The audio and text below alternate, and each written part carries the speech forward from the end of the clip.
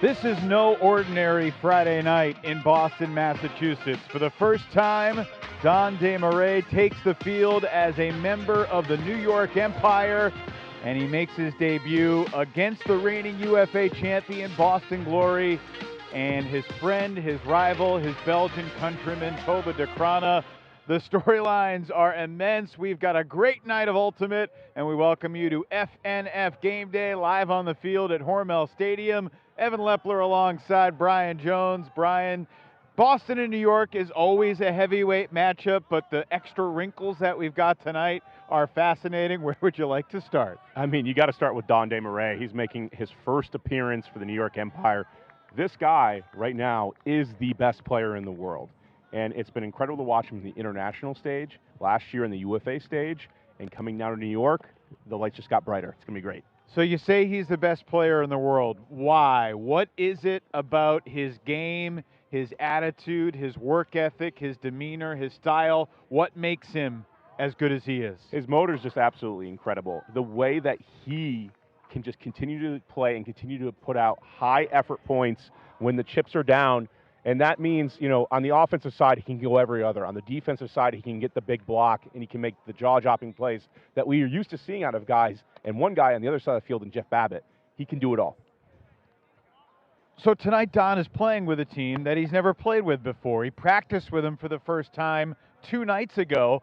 On that night, he met Jack Williams for the first time. They had never met before, and now they'll be trying to get chemistry together quickly. What do you expect from Don in his Empire debut? I think he's going to play everywhere. I think you want to figure out how to best utilize him. This New York offense is already really deep.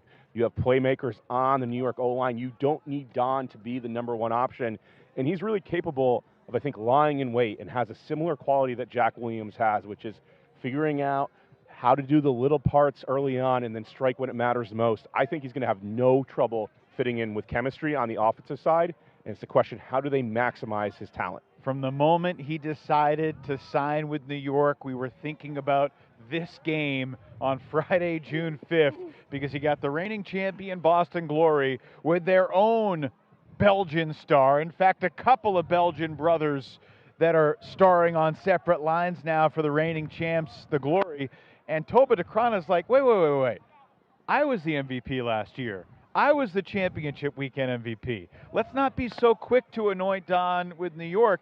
And Toba is playing at a really high level right now, too, for the Boston team. I think the one thing that Toba has that Don does not display as much is the hucking ability and the shape on his throws. He can really shape those hucks in a way that like Ryan Oscar used to be able to do for the Empire, and he has the ability to hit different spots on the field. He's an explosive playmaker offensively, both as a thrower and in the deep space.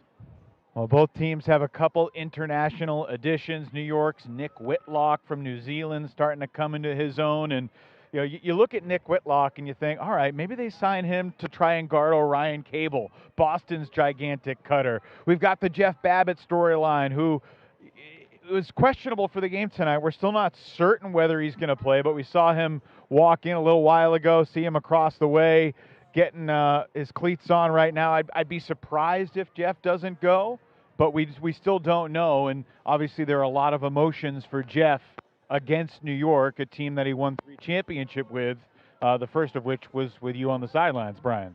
Jeff, when it matters most, when the chips are down, he's ready to go. And like you said, he's questionable for this game. We'll see. But I'll tell you what, Evan, having coached the guy, there's not a guy who needed less of a warm-up than Jeff Babbitt to be ready to go. So you've seen Boston a bit the last few weeks. Since they lost to D.C., they've won 3 games by a combined 44 goals.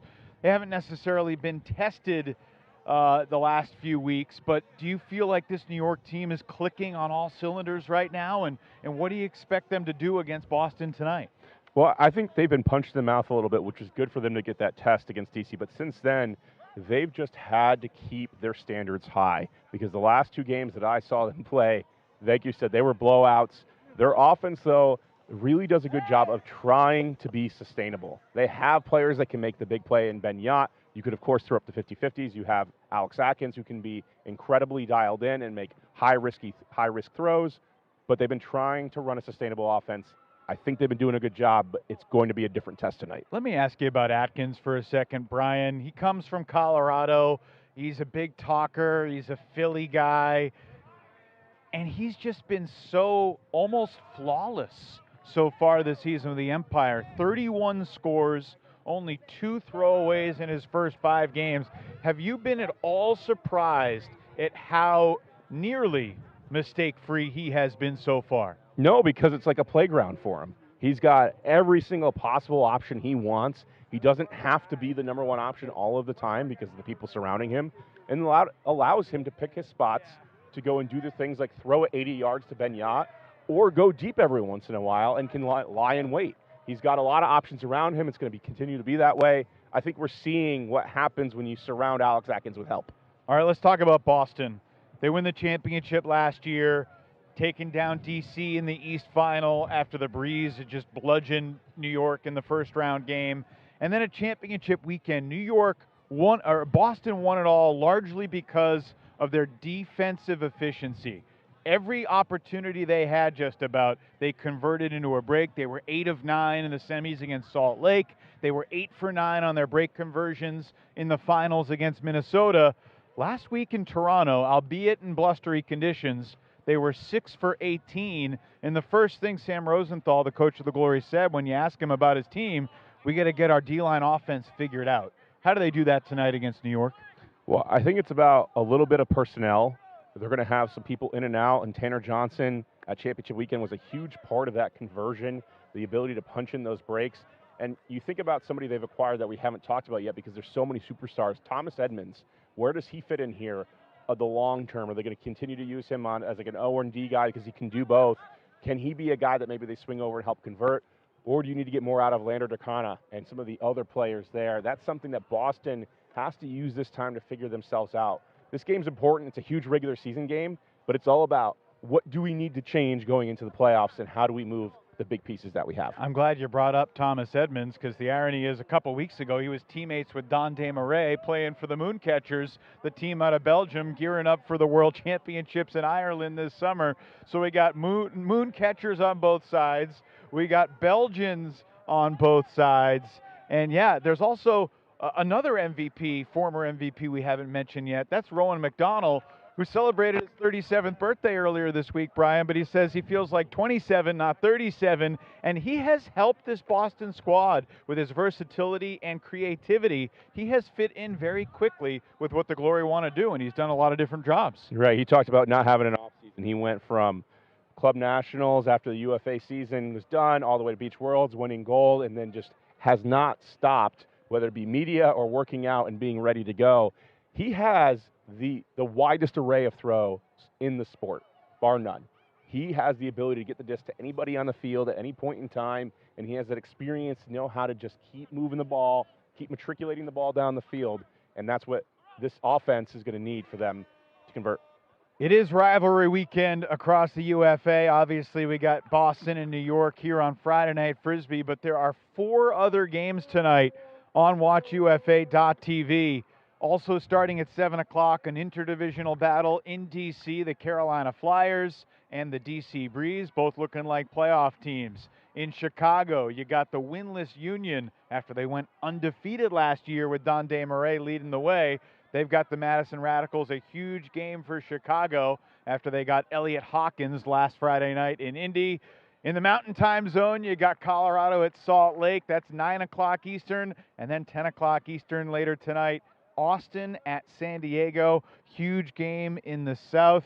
Which of those games you most excited to watch later, Brian? I think Austin, San Diego is going to be a good one, and then I know that we're going to have all of those games on, plus a little bit of basketball. The Knicks are going to be on tonight, so I'm excited for all of that. It's a heck of a night for all sports, especially Ultimate Frisbee here at Hormel Stadium. The first of 2 regular season meetings between the Empire and the Glory.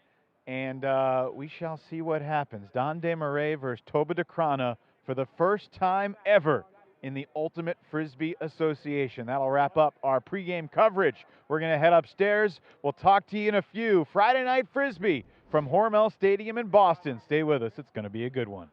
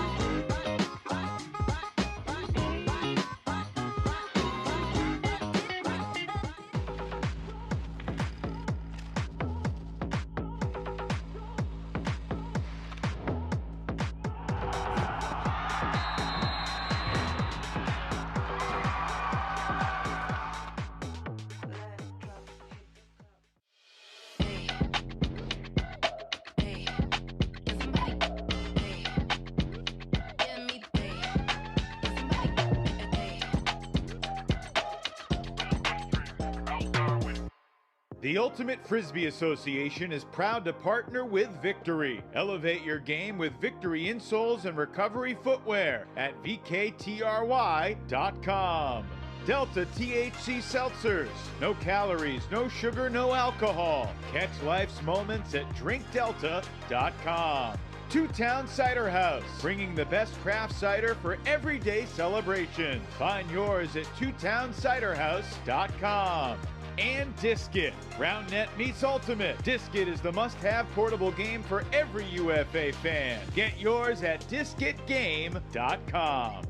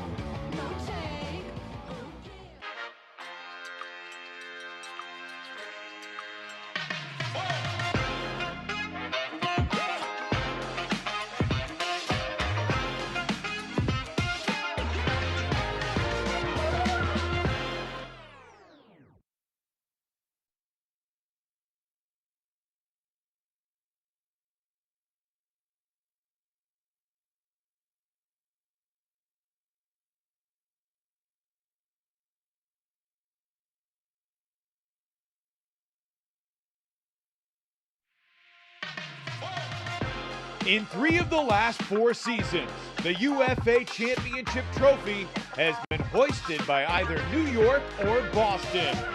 But these are not 2 franchises that yearn to be measured by their past success. For the Empire and the Glory, it's all about what's next, with new stars ready to make their mark on this awesome rivalry. Tonight, we've got a monster matchup between 2 teams in pursuit of the same prize. It's New York. It's Boston. It's Friday Night Frisbee. It's next.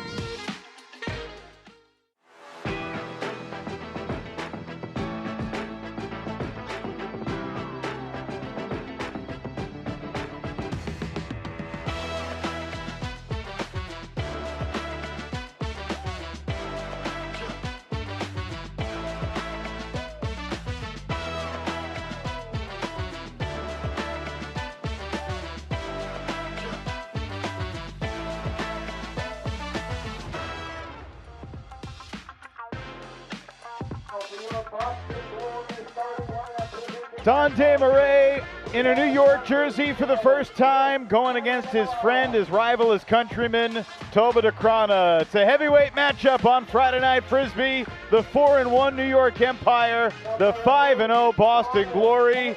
Here at Hormel Stadium, a site that has hosted a lot of whoppers of matchups through the years, and tonight is maybe the biggest ever. With Brian Jones, I'm Evan Lepler. Welcome to Friday Night Frisbee, everybody.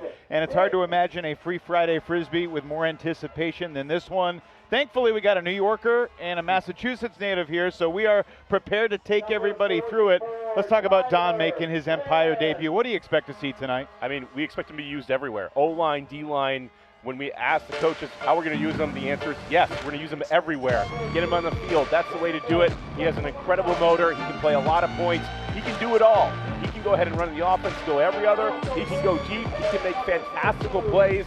and then on defense, he can be a game changer. And New York is going to have to figure out the best way to deploy him because Boston is going to be a huge challenge tonight, but Donde Murray is ready for it. Well, they led Chicago to an undefeated regular season last year, but their season was cut short, shy of championship weekend in that stunner against Minnesota. Tova Dekrana led Boston to championship weekend, and then when they got to Madison, he was unbelievable. Set a championship weekend record with 16 assists, and he has carried the momentum of the success from the end of last year into the start of this year. He's an incredible offensive playmaker. The difference between him and Don, they're both athletic. They both can make incredible receiving plays.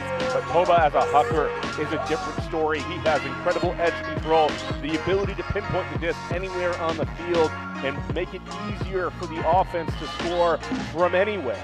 And that's the big thing. I think he learned a lot about patience last year, especially being mentored by Jeff Babbitt, and he's just continued into this new campaign this year, trying to defend that title. Well, you mentioned Jeff Babbitt. There is breaking news, and it's bad news for Boston fans, Brian.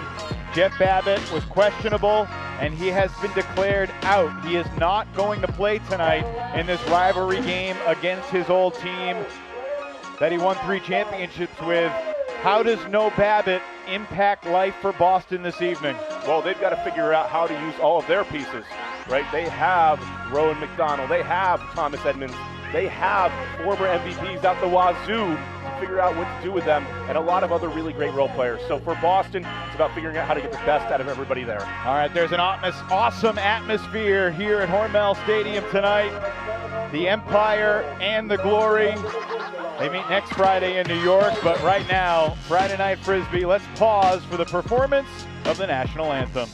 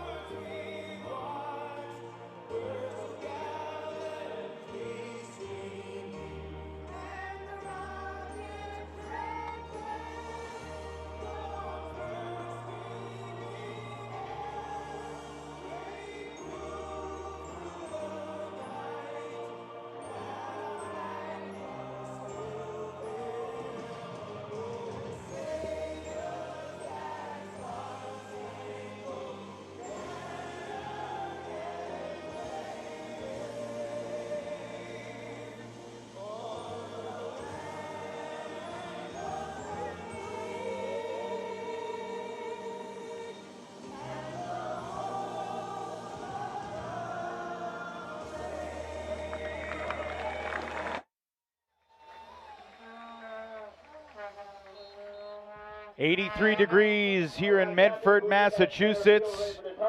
The 5-0 Glory and the 4-1 Empire to launch Week 7 here in the Ultimate Frisbee Association on Friday Night Frisbee.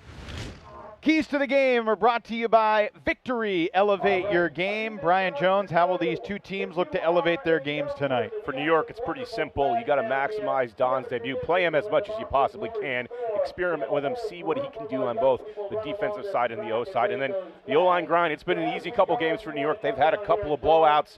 Can they withstand what they're going to see from the Boston defense, because it's going to be a different game? And then for Boston, right, they've got to survive that first punch that they're going to see from New York. They haven't seen a defense like this yet this season. And then can you get Alex Atkins to feel quiet? He's going to be talking a little bit. He's going to still talk, but you want to quiet the performance on the field if you're Boston. Blake Grundy will be the head referee tonight, working with Jason Dumont, Matt Lemieux, and David Jewett. Brendan McCann, Oscar Graff, Peter Borth, the captains for this Glory team that won their first championship last year. And there's the 25-year-old from Leuven, Belgium, Don Desmarais, who was the Rookie of the Year in the league last year. Brian, if Chicago had gone all the way, Don likely would have been the MVP. He was all-encompassing. Even in the playoff game that they lost to Minnesota, Don had a strong day, 5 assists, 2 goals, 1 block, but also 3 throwaways in a tight loss. And that was a game that even he said afterwards, we lost the one game we needed to win. Tonight is not a game that either of these teams need to win, but it's part one in the journey, and you know that both teams would love to get this one and make their opening statement in this rivalry. Yeah, it's the opening chess match, right? You're figuring out what pieces you want to move around. Both of these teams have superstars out the wazoo. Where do you use everybody? What roles do they play? We're going to talk a lot about players on both sides: Alex Atkins, Don Desmarais, Rowan McDonald, Thomas Edmonds. And then it's going to be about who are the role players going to make a difference. Charlie Panarella for New York Empires had a stellar start to the season. He's a role player that could make a difference. And the other side for Boston, it's who's going to step up. Well, Cody Roy is the third member of our broadcast crew tonight. Cody covers the Glory here locally. Cody is on the sideline. Where in the heat? Cody, welcome to Friday Night Frisbee. How you feeling? I'm feeling great, Evan. Thank you. I talked to Toby DeCrona pregame. Obviously, big story tonight is him playing Don Desmarais for the first time. And you talked in December about this too, but talked to him and he said, you know, we have a great relationship, but I asked him how it feels to play Desmarais for the first time. And he said, we're not playing Don Desmarais, we're playing New York. I think he's all focused on the game tonight. Yeah, both guys are true professionals. They're businesslike, but it's hard to fathom that there's not some personal emotion that goes into it, Brian. Not necessarily animosity, but these guys are competing for the same thing. It's a fact. Only one of these guys can go to championship weekend or be the MVP or win the title. Or in their own home country, they play on different club teams, and so they're fighting for their national championship year in, year out. So there's that friendly rivalry that you're talking about here, and it's just taking it to the next level. Well, Don Desmarais is on the field for the opening possession of Empire offense. Out there with Matt Labar, Ben Yott, Braden Eberhard, Jack Williams, Jacob Cowan, and Alex Atkins. There's no Solomon Rushmeyer-Bailey tonight. He is inactive, unavailable. So it'll be interesting to see how the Empire handle the backfield touches. Lander DeCrona pulls, and Friday Night Frisbee on rivalry weekend is underway. The Empire trying to hand the Glory their first loss since they won the title last August. And here's the first touch for Don Desmarais. The 25-year-old Belgian making his New York debut, being guarded by Boston's Peter Borth on the opening possession. And this already matchup happened 2 weekends ago in Europe, where Borth playing for the Italian team Lafota against Don Desmarais' club team, the Mooncatchers, and this matchup happened in the finals of Elite Invite in Leuven, Belgium. Don's hometown. Did Peter have any success of slowing Don down? I mean, that's a tough task for anybody. Peter's got the speed. He was with him step for step. Don still got his, but it was a fun matchup to watch. Well, there was a switch. Desmarais was bolting downfield, so Borth called for the switch. And it's Boston's Rowan Dunkley, the recent college champ for the University of Massachusetts. That's now on Don. Now there's another switch downfield. Oscar Graf has Desmarais as Eberhardt works into Atkins. Already 75 seconds off the clock. Desmarais swings it to Williams. And here's Cowan. Desmarais, a little hesitation move up the line. Lander to Krana into the back of his good friend, but it's Don Desmarais who's got the goal with a grin on his face. Point one does not disappoint. Don Desmarais reads the play, takes the contact, and then gives his own countryman a little bit of a shove playfully. Lander de Krana is somebody we haven't talked about yet. He can make a huge impact here, and he's so close. Cowan already with the trust, putting into a little bit of traffic. The Rye smiles. The chest bumps. They gave each other a big hug when they saw each other. You know, we talk so much about Toba and Don, but Don and Lander are basically the exact same age, just 8-9 months apart. Now we get to see Toba. Out there on offense, he'll be guarded by New York's Drew Schnottigl in the opening possession.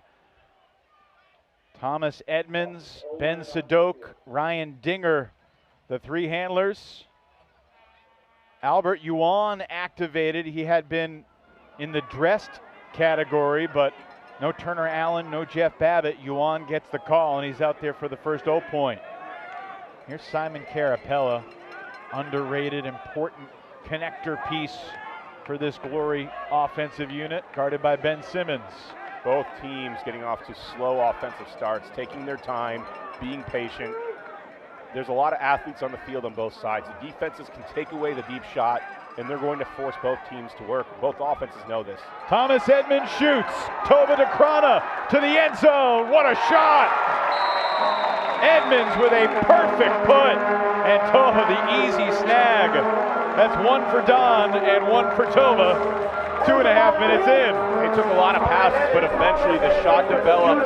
Thomas Edmonds is a sniper. He's done it in the past of the World Games. He's been that player for many teams, most recently of DC before this year, and that looks too easy for him. Toba with steps going down the field.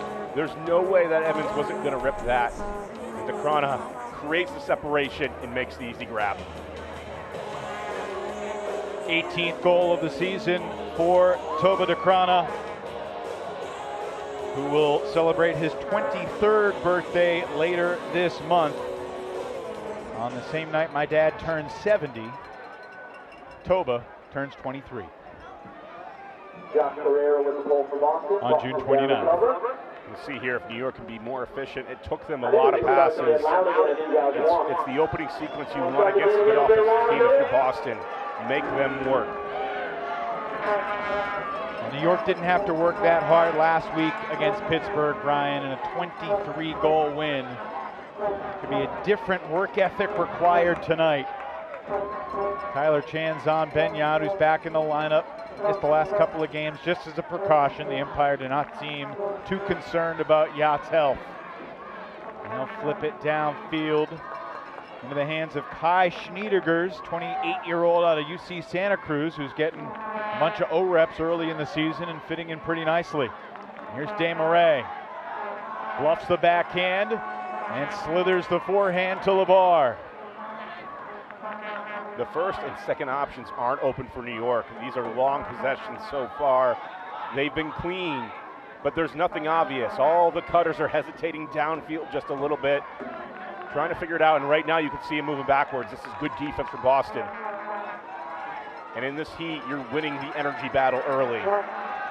Looking for LeVar. Back of the end zone, will he have the room?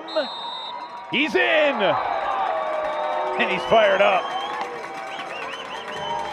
After all that work, we see another puck go to the back of the end zone. There's really no contest here. Atkins with those Gumby-like arms, able to get the release point, and it's just a matter if it stays in bounds. LeBar has enough time, barely gets the toe in, but it still counts. And just watching that offensive line for New York come off the field, it's still hot out here. The sun is still high in the sky. That turf is warmer than you'd expect, and it can be a little bit sweltering. Will that play a role? Because these are long possessions. We're 4 minutes in, and we've only had 3 points. Another assist for Alex Atkins, who has had such a scintillating start to the season. Entering tonight, 22 assists, 9 goals, only 2 throwaways in 5 games. And he has not been bashful. He was 9 of 11 on Hucks, and there's the first turn. Randolph gets in the passing lane, defending Ned Dick. Charlie Panarella, youngster out of Georgetown, who's really struck lightning for the Empire, and with Antoine Davis getting a touch, the whistle blows, and it's a New York timeout as they try to cash in this first break chance. John Randolph getting the block on his former college teammate, Ned Dick. They both came up in the same system. Ned Dick is incredible at playing the angles, same with his other Brown teammate, Saul Rushmeyer-Bailey. But John Randolph is another animal, another beast entirely. The ability to be close and then make the athletic play, get up there, swat the disc away. In this timeout call, a lot of times we're seeing teams let it ride, right? Try to use this to your advantage, make the O-line tired. But Matt Stevens calls the timeout right away. Maybe he didn't see something he liked downfield. That's when you use the timeout, when you don't see the defense in your D-line set in a good offensive structure. Not a bad call in a rivalry game to try to get on the board first with the first break. Atkins will pick up with Launder DeCrana on the mark. Jack Williams, the closest downfield cutter. Braden Eberhard, the closest handler in the backfield. Donde Murray in the middle, guarded by Borth. Here we go. Boston with a little help defense, doubling on Desmarais downfield. Reset to Eberhard, back to Atkins. Borth was just underneath Don, still underneath him. And there's a little bit of physicality. All smiles, which means DeCrana, Atkins locked in. Williams back to Atkins, floats it for Desmarais. 1 goal already. Resets for the former Colorado standout. Smooth sailing from Braden Eberhard. He's been so steady. And another contact call will allow Atkins to center the disc. New York being very deliberate here. You can see the level of caution and possession preservation, and it pays off. It's Atkins for LeBar. Second assist for Kin, second goal for LeBar. First break for New York. They're up 3-1, and it took a lot of effort. It took an incredible move by Don to get this open. First we see the block, John Randolph in that space. And then the timeout afterwards. Desmarais gets open after planting his foot in the ground, that great jab step of his. I love LeBar in the way he's grown. Just as a coach, I would love to have him there on that offense. He keeps his game simple. He makes decisive moves. He gets open very easily and plays to his strengths, which are his speed. Last year, LeBar was one of 4 guys on the Empire that played in every single game. Finished second on the team in goals, tied for 3rd in assists. Had a huge game on a Friday night against Toronto with over 500 receiving yards. And I agree with you, Brian. I mean, he's just 25 years old, but he's coming into his own. He's added a lot of hucks to his game. Not that we'll necessarily see them tonight, but he's been able to experiment earlier in the season with some growth to his hucking a game. And Boston is backed up here, and they're going to have to fight for every inch. Randolph guarding his old college teammate Ned Dick. They played together at Brown, won a national title. Here's Orion Cable. High stall situation. Randolph Callahan! Another New York break in with style. It's John Randolph. The Callahan makes it 4-1 Empire. Cable catches this in a difficult spot, and it's not obvious to the rest of the people where to go with it. Cable's looking around. He's a little bit frantic. The stall's getting higher, and then you're tossing it up to Ned Dick, who's normally perfect in the reset space, but John Randolph is going to eat that up every single time. And New York getting a great start right away, converting quickly. There's no better way to convert. Don't need an offensive set after that one. Second career Callahan in the UFA for John Randolph. His first was May 24th, 2024 against Philly. Statement start from New York here. And this is really where Boston was missing Jeff Babbitt. When you need that reset, somebody just run hard and get the disc. Everybody there was a little stationary. They weren't sure where to cut. They were cutting away from the disc as opposed to right behind Orion Cable, and that made it difficult. Boston backed up again. And this is their D-line out there. Tyler Chan coming underneath. And they flips it off the side of Rowan McDonald's head. Picked up quickly, Nick Whitlock zips it to the end zone for Bobby Elston. The early barrage from New York, 5-1 Empire. This is a miscommunication. It looks like Tyler Chan is going to wind up to try to throw. Huck doesn't see it, or sees his face disappear with Rowan McDonald in front of him, and then still tries to throw it, rushing the throw a little bit. And these are mistakes. The first one you can understand. The second one even, okay, we've got to figure out our offense, but that one, that's tough to take. The short field turnover, New York doesn't even have to work for it. And now you're already down 5-1. Empire are 48 for 48 passing. They've got 5 goals. Boston with just the 2 turnovers, but they trail by 4. 3 turnovers for Boston now, excuse me. You just think of the history of some of these matchups on the field, and there's going to be new ones tonight. But how many times has Marquez Brownlee guard Ben Sadok? It's happened so many times. A lot of history here.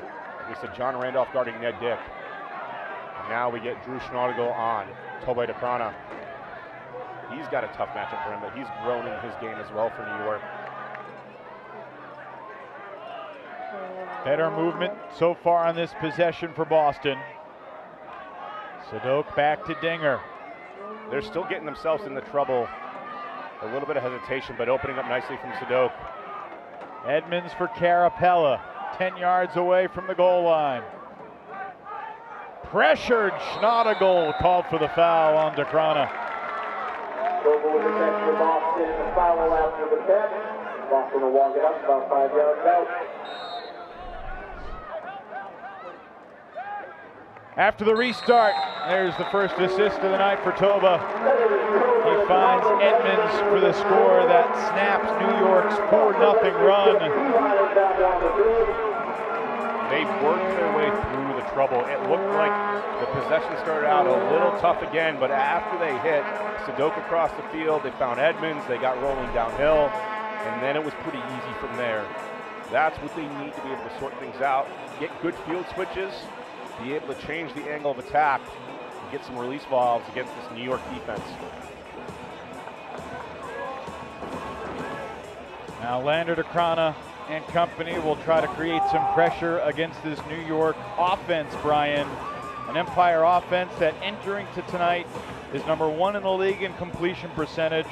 They're #1 in the league in fewest turnovers per game. They're #1 in the league in O-line conversion rate and hold rate. Right here. This is the type of ball that Boston needed. Back of the end zone. Atkins to Williams, over to Eberhardt. You just see the way that Jack Williams reacted with the urgency there, knowing he needs to find a way to get open in the small spaces. And now New York is working out it. The thing about this so far, Evan, is that Boston's played well on defense, but just not as well as John Randolph. And if you thought with Jeff Babbitt up, Brian, we wouldn't have the revenge game tonight. Well, Braden Eberhardt used to play for Boston. So this is the Braden Eberhardt revenge game. Can't believe we didn't market it like that. Alex Atkins launches. Cowan chased by Perinella. And it's Chris Perinella, the son of the ultimate legend Jim, who's in the house. And his grandparents, Sam and Marge, watching from afar. His dad, Jim, a USAU Hall of Famer, 6-time national champ, 6-time world champ, one of the legends of the sport. Chris just graduated from Virginia Tech, and he gets the first block of the night for Boston. Can the glory pay it off? We talked about this pregame, Brian. For those of you that were with us on FNF Game Day, last year at Champ Weekend, Boston 16 of 18 on their break chances, but it was Tanner Johnson-Go anchoring that attack. Last week in Toronto, just 6 of 18. They've had 24 turnovers from their D-line in their last 2 games. Now they've won them, so all's well that ends well, but the Glory know that their D-line efficiency hasn't been up to par so far. Up the line and incomplete. Trying to connect with Davis Brand. Lander DeCrona throws it away. And we were talking about embracing the O-line grind. This is what we're talking about for New York. Can they get the disc back from Boston's D-line? Another error from the Boston break crew, and Atkins shoots it. Don Desmarais accelerating away from Borth. Work to do, the reset to Eberhard. Stahl rising, Atkins uses his big body to get free, and then Desmarais dancing into the open space.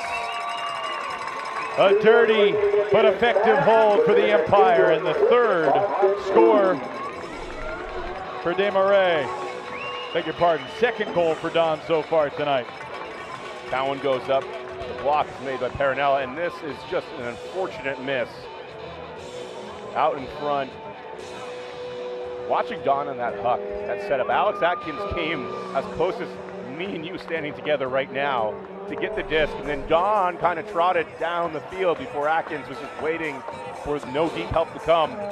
Made it pretty easy. His endurance, though, is incredible. Down 7-2 at the Elite Invite.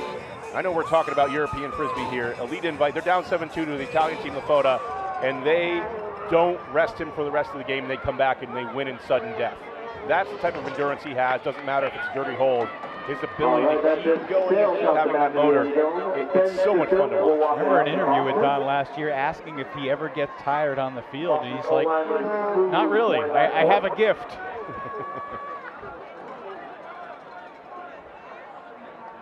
Once again, Brownlee matched up with Sadok. Early urgency here for Boston, trailing by 4. And Chartok having to guard Edmonds, this is a guy who has to be ready for anything. His role sometimes is being the release valve on the offense and finding ways to fit in. And talking to him last week, he's had to make sure that he's ready to move anywhere. Albert Yuan sends Orion Cable. He's just shy of the goal line. Quick reset for Toba, and then back to Cable for the Glory score. 2 possessions in a row. Drew Schnaudigal is just taking all of the brunt of the physicality. First from Toba DeCrona, and then Orion Cable. There's no room there, but it doesn't matter. You trust that size and that ability to just take it in the end zone. Well, it's a busy Friday night in the UFA. Coming up tomorrow night, our game of the week, Elliot Hawkins for Indy. What will he do in his second game as an Alley Cat this year after 15 assists on Friday Night Frisbee last week?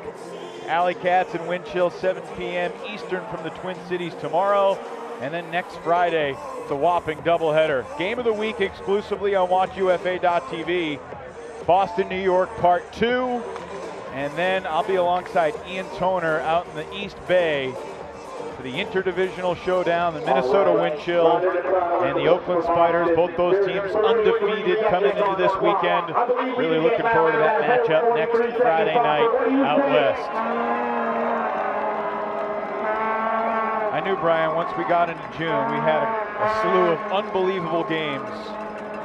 And Elliot Hawkins last week did something that we hadn't seen in the UFA in about a decade. 15 assists. Most any player in the league had this decade before that was 13.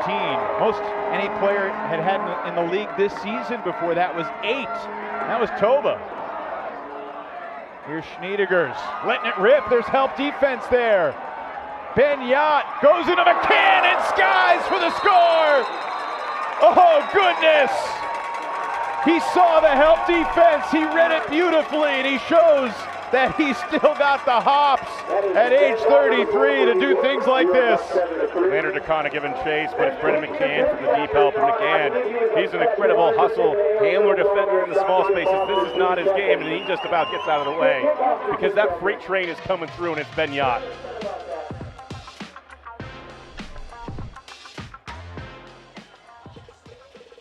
Ben Yot, second all-time in UFA history in goals scored. That was his 451st, and he's had a lot of spectacular plays through the year.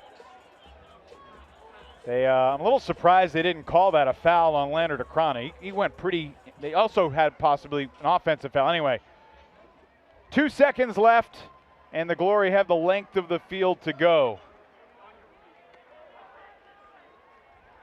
Sadok just launches at the middle of the field. It's Whitlock like a center fielder calling it, and he misplays it, and Marquez is there to close out a really satisfying first quarter for the visiting New York Empire.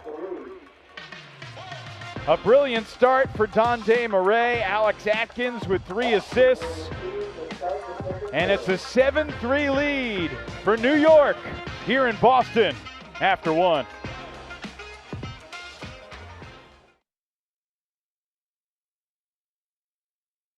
Is championship weekend in the Western Ultimate League.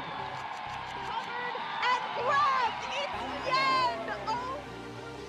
What a grab! And oh, grab from Chung, and Chip Chang launches to Stetmeyer for a goal.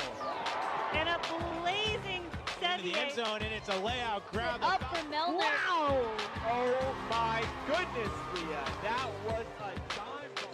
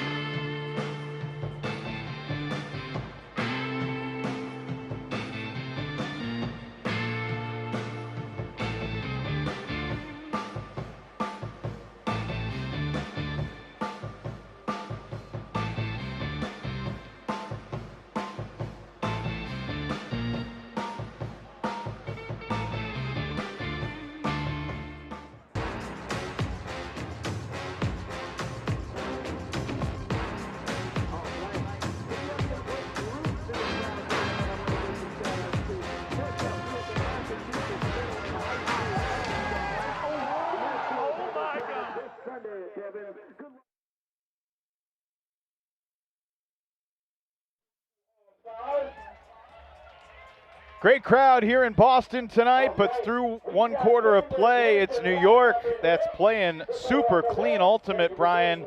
75 out of 76, just the 1 turnover. It was on the huck that got blocked by Perinella. Otherwise, a perfect quarter for the Empire. Exactly the start they wanted, and really the big difference. On offense, it's been Dande Murray. On defense, it's been John Randolph. A block, a Callahan, great start for them to take the lead. And for Boston, they played well defensively. They've gotten the 1 block. They didn't get the conversion. New York, it's been a slog. They've had to find ways to get it done. Besides Schindergers, it's really Alex Atkins only acting as the deep threat. So Boston's got to get in the board here and then find a way to get another turnover. Probably take that timeout, some of their offense to get the conversion. Marquez Brownlee, number 1 all-time in the history of the UFA with the most pulls, just launched another to get this second quarter started. Orion Cable coming underneath, and he'll shoot it. Antoine Davis chasing Thomas Edmonds. Davis shows the speed, and then he gets tripped up late, and it falls incomplete. It's nice to be reminded sometimes that Antoine Davis is one of the great athletes the sport has ever seen. You testing that speed deep, and Edmonds is known to being the sniper, and he can go deep. He's very dynamic, but you got to think Antoine's going to win that foot race every single time. Antoine, 33 years old as of the end of May. And he still trains super hard. Davis sets up Brownlee. Had Whitlock going deep. Now he's coming back under. The throw finds Schnottigel. And here's Whitlock. the New Zealand import. Back to Brownlee. Empire. The string of breaks in the first quarter, keyed by John Randolph, who's got the disc now. Fights through some contact. Brownlee floats it. Whitlock skies it and flips the goal to Schneiderl. Everything clicking right now for New York. We talked about the start Boston needed. That is probably not the shot you want with the matchup. Antoine Davis versus Thomas Edmonds. On the other way, there's some layouts here from Necrona. A layout here at the end by Ryan Cable. You see these big boys, Whitlock versus Cable. But you can have the trust to throw it up with the Kiwi right there. All right, everybody, we're going to start with our freestyle. All smiles on the New York Empire sideline as they break for the 4th time in 4 tries.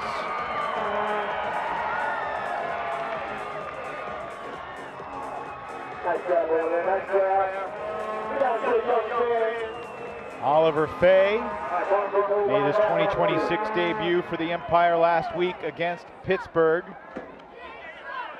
Had a nice night, 3 goals, 3 blocks, 2 assists. Borth coming over from the D-line. He adds a lot of speed, another dimension. He's been in charge of guarding Desmarais so far, but with Boston, you just need to steady the ship. Get to halftime, not have New York extend this lead whatsoever. Dinger takes the shot. Borth going long. Elston behind him. It's Borth shielding him with the back. Shy of the goal line for Carapella. Now Toba. And there's contact and a whistle. This is coming back. And it looks like it's going to be an offensive foul on Boston that helped to send Luke Berry to the turf. Yeah, he took some big contact. So Toba initiates to Borth.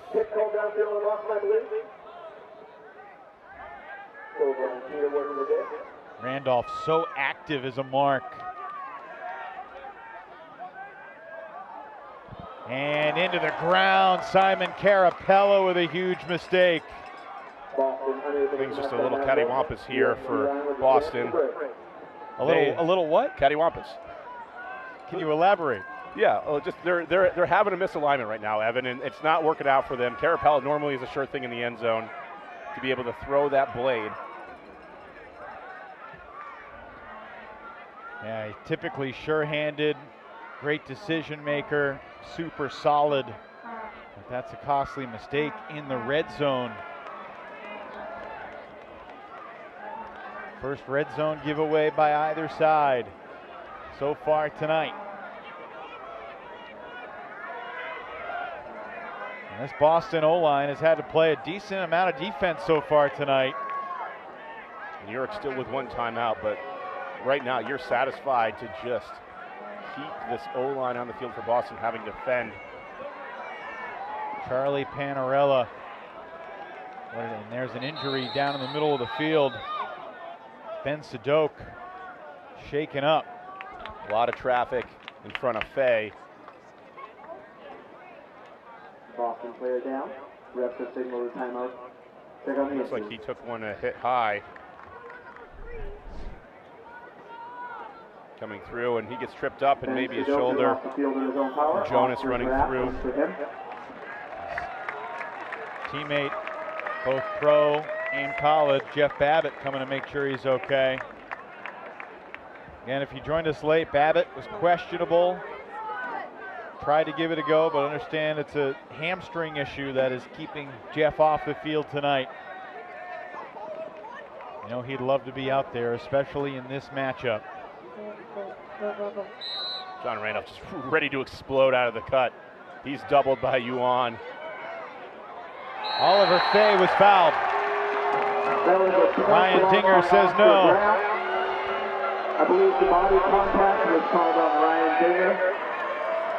How do we feel about that? What do you think, Brian? It's Well, close. the crowd's letting you know. And a split second after the whistle restarting play, Oliver Fay flips it to Oliver Chartok. The all-Oliver score. New York wants some more. And they break again, the lead 9-3 here against the reigning champs. New York is pouring it on. Boston's offense, on top of having some real defensive plays by New York, has just been not in the right position. And you look at Fay just able to go through the marks. A frustrating start here if you're Boston, to say the least. And this is what they really miss in these moments. Who settles the offense? Who gets the resets? It's Jeff Babbitt, and he's not on the field tonight. Would you call timeout if you were Sam Rosenthal right now? I think you've got to figure out a way to get back in this game. Putting your D-line on the field might be the best option. It looks like they're putting more fresh bodies on with Tobey DeCrana. Rowan McDonald's out there. You've got a lot of experience, but you're right, it's getting out of hand.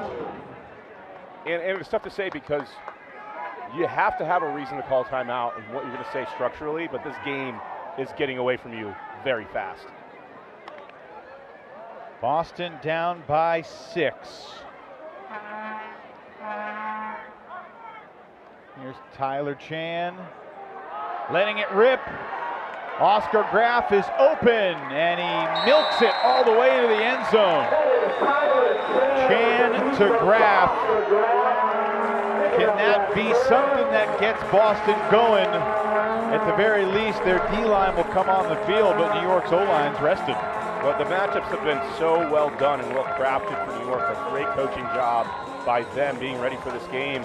And you just need to find ways to keep stretching the field. It just can't be all DeCrana all the time. Oscar Graf, I've loved his game after watching him last year on what looked like to be a pulled hamstring, almost willing his Tufts team through regionals over and over again. He's got the ability to get open in the small spaces, guard that. He had the John Randolph matchup on the turnover before, and he's a sensational young player. And he had a great championship weekend last year, too. He completed all 56 of his passes, and he had not been a high-touch, high-volume player, but he managed possession beautifully against both Salt Lake, his old team in the semis, and then against Minnesota. The Winchell were trying to go back-to-back. The Magic finally ran out against this Boston team. But New York's a 3-time champion. They got a lot of championship DNA still on this squad, and Cowan wanted a foul. He's not going to get one. Empire's second turnover. The throw got deflected in some way. It's a question of when. Boston has to take advantage of this. Leonard DeCrana, the one giveaway already out of his hands. Sam Rosenthal is the shadow of the sideline referee right now, ready to call a timeout if there's anything he doesn't like. That was a little dicey, but it works out, and Lander flips it into the end zone. Jack Carrero has Boston's first break of the night.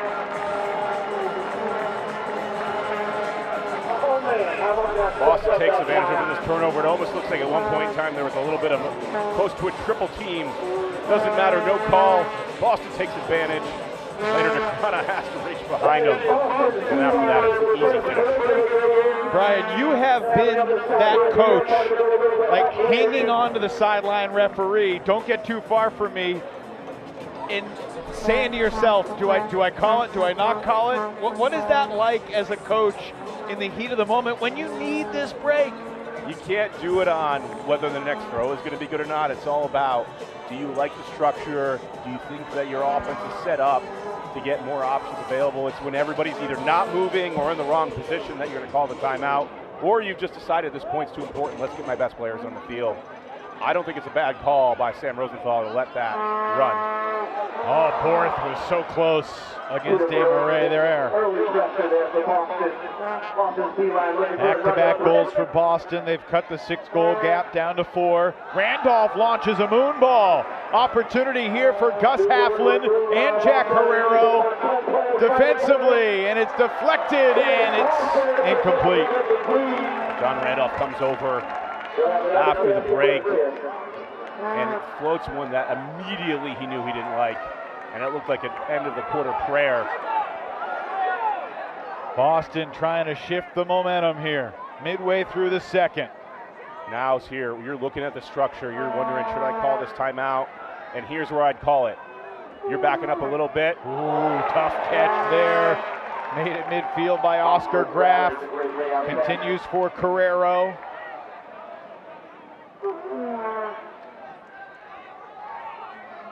Zach Singer to Rowan McDonald. You got a bunch of young Tufts guys, and then Rowan, the legend with the DC Breeze, DC's all-time leader in goals and assists, and my goodness, another killer mistake, unforced error from Boston's D-line. It's the third errant flick to the up line that we've seen. Those short passes. Atkins picks up and launches. Whitlock battling with McDonald in the end zone. Whitlock sees his position, and there's nothing Rowan can do. Huge swing there. Boston trying to cut it to 3. Instead, it's Empire by 5, and you know Sam Rosenthal's second-guessing himself on the Glory sideline. You got 2 timeouts left. You can't take them with you. You get this opportunity after you've had a horrible start, down 9-3, a chance to cut the lead, go in potentially in the half, get your best players on the field, and instead McCann leads instead of throwing it to the chest. Those decisions are so costly. And then Atkins to Whitlock, and Rowan McDonald tries his best, and it's not going to matter. Lost his footing and never was able to get up and challenge the big New Zealand import, Nick Whitlock. Another bomb from Atkins as well. So 10-5 Empire.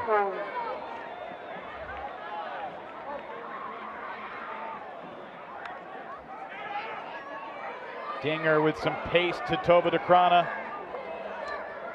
Floats it for Cable at midfield. Elston on the mark there. Reset for Edmonds. And now Dinger. Edmonds doing a little bit more work behind the disc with Sadok still on the sideline for Boston. Here's Yuan. Former Carolina Flyer over to Ned Dick. And here's Toba. Edmonds, back of the end zone, blade, and fancy footwork from Tigger to ensure he was inbounds for the Boston score. Edmonds gets a lot more involved in this possession. He finishes it off, almost floats it a little too high, but he'll take that every single time. I think there's a difference here. With Sadok out, Edmonds has to do more. And that's something he's more than capable of. He's done it, especially, most notably, for Team Canada at World Games. That's right. Where he could go every other and just dominate a possession. He's got that capability. He gets to flex it now. Let's go downstairs to Cody and get an update on Ben Sadok. Cody? And he thinks a little bit banged up. It's in his shoulder. He took a pretty hard fall there, but he expects to be back up. All right. Thank you, Cody.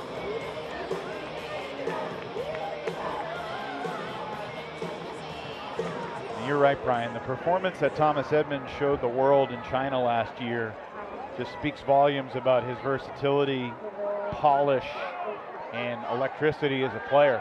You don't want to call Canada a one-man band, but at times Thomas Edmonds is comfortable playing that role, the field general. He has that experience. He's done it before for his club teams. He's done it before in the UFA.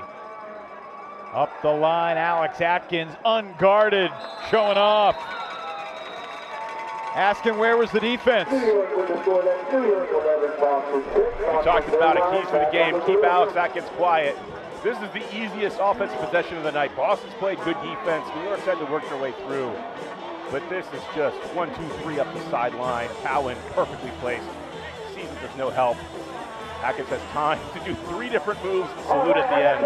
Have you ever seen a guy get so angry that a team isn't putting their best defender on him? Like, you need to do something to try to stop me.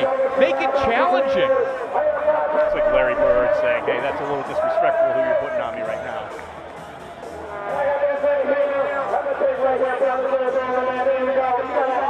There was a game late in Larry Bird's career when he just decided he was going to play the whole game lefty. And he was unbelievable lefty. Travel called on Boston. This is going to put the Glory back in their own end zone. I wouldn't put it past Atkins to do something like that one day.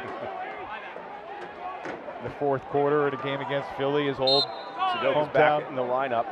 That's good news for Boston. Carapella near the front pylon, guarded by Simmons. And here's Edmonds, bumped by Antoine Davis. Playing together at the Beach World Championships in November for Team USA. Who's the coach of that team? I don't know. You'd have to go look it up the stats. They had a lot of talent on that team, but I was not sure about the coaching. You never are, Evan. Can't catch a break with you. DeCrona has been relatively quiet for this game. He's had his moments. He's made some plays. Boston only has 6 goals as a team. Toba's been involved in 3 of the 6. But I agree with you, Brian. Edmonds has to read through all the gobbledygook, find the way through the poaches. 2 minutes to play in this first half.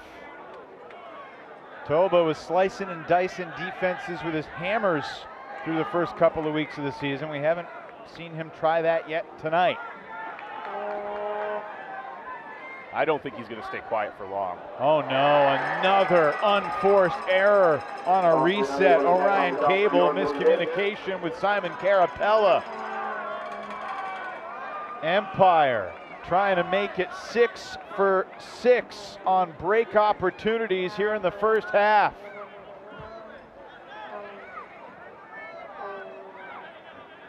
Sam Jonas to John Randolph, too easy. New York able to punch it in. New York still rolling. It's been a story of Jeff Babbitt not coming into the game, but now it's about execution errors. Some of these, they could be tired errors. New York has put in the work early in the game to keep the Boston offense on the field. But I think when they look back at this and they go into halftime, they're going to know they can just play much, much better. This is a stunning underperformance so far in the first half by a lot of these Boston players that were used to being so perfect last year's championship weekend.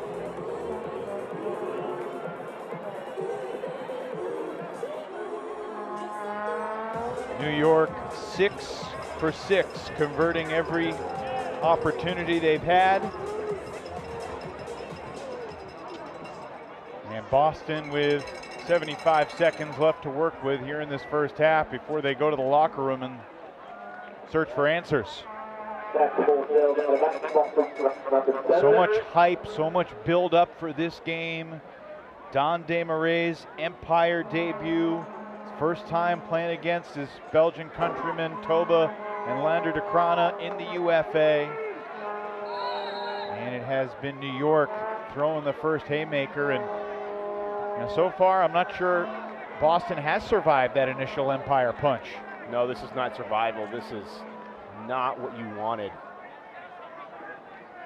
Boston can certainly recover. They're still immensely talented. But New York right now has the edge. Don on defense.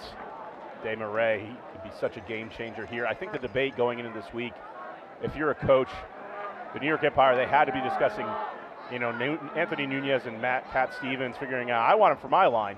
Where do we put him? The answer is you put him everywhere. Tyler Chan just hanging out behind the defense, and Cole Davis Brand Scooter finds it with 19 seconds left in the second quarter. Desmarais gets sucked in trying to guard Lander DeCrona at the cone, and then slip the Scooter to the backside. It's a play that Desmarais has to try to make. There's sometimes when you're in no man's land and you've got no other option, you're going to try to take away the easier goal, and hopefully they throw that out of bounds. Boston, New York, not the only great game going on right now, Brian. Carolina and DC tied 12-all late in the first half on WatchUFA.tv. Carolina led 8-6 after one, but the Breeze have responded in the second. And this is a scary New York team to try and guard in an end-of-quarter situation. They always have been. And then they add Nick Whitlock, Drew Schnottigl. But if there's one team that has the personnel, you love to see Orion Cable back there. Kai Schniederger's downfield, Cowan's going deep. Whitlock catches the hammer. That's the trouble with being so spaced out early on. Now Cohen with a big chunk. 10 seconds. Looking end zone. Atkins beats Lander DeCrona and stares him down. 6 seconds left. Well, now Alex Atkins is quiet. 6 seconds left on the clock. But off the start on that possession, the finish is easy because you give Atkins the hammer. And that's the trouble when you're trying to play conservative defense, play for the Hail Mary attempt at the end of the quarter. There's still 20 seconds left. The big hammer whip, rips the defense open. Whitlock is able to continue it. Now you're playing against an offense and Boston is simply stunned. Now the question is, can Boston counter in the final 6 seconds? Whitlock is going to pull. Atkins, Yacht, Fay all hanging out in the deep space. Cowan, Randolph, and Brownlee ready to charge down. And Matt Stevens just calls a timeout. They have one to use. Boston has 2 to use. Some missed opportunities in this first half for the Glory to take timeouts, and it has cost them. When you go back and you kind of do the second guessing, I think there's only one of them where you should have called the timeout. Your offense had played a lot of points. You needed your D-line to convert. You're trying to save the energy to make the comeback. But after they had gotten that first break and they had the chance for the second one to make it 9-6, you can see that the structure isn't perfect. They're not getting the easy shots. That's where I would have called the timeout. Get your best players on the field. If you're going to lose, do it with your best O-line, offensive line out there. And here's a precarious situation because you have a lot of players that can get blocks in these situations on the field. And then Alex Atkins playing free safety potentially off this pole. If the pass comes too early, he can chuck it the full 80, 90 yards needed. Most important thing for Boston is don't turn it over down here. Ryan Dinger gets the backhand off. It's going to float for a while at the buzzer. And underneath it, Nick Whitlock gets the job done for the Empire to cap a brilliant first half of Frisbee. Randolph having a little Mac fun down the end of the field. The throw did not count. Time had expired. But what a half for the Empire. They came in tonight with something to prove. Desmarais, Atkins, other new additions like Whitlock and Panarella making an impact. Paranella as well. It's a good night for the Panarella-Paranella crew. But New York has to be thrilled with how that first 24 minutes went. I don't think it could have gone much better.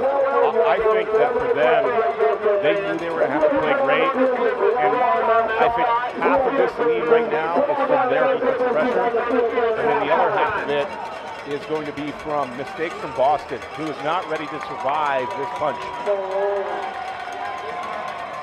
Only 3 first half turnovers for New York compared to Boston's 10. Empire 6 for 6 on break chances. Boston just 1 for 3. And it's a 13-7 lead for the 3-time champions, winning it all in 19, 22, and 23. And right now they're trying to get back to championship weekend and trying to prevent Boston from becoming the second team in the decade to go back-to-back. Let's talk about the first half with the co-head coach of the New York Empire, Anthony Nunez. Nunez, thanks for joining us. What a first half for your team. What stood out most to you about the way y'all played almost perfect Frisbee? I mean, it's been the main thing all season long. We've been wanting to get our break efficiency up this year and try to lead the league in that, and we're willing to do that. We're pressuring really well on the handlers and creating some unfortunate turns for Boston, which is great because then we're able to capitalize with our legs. When you came into this game with the game plan, you have a lot of options of who to guard. Obviously, Jeff Babbitt's not playing.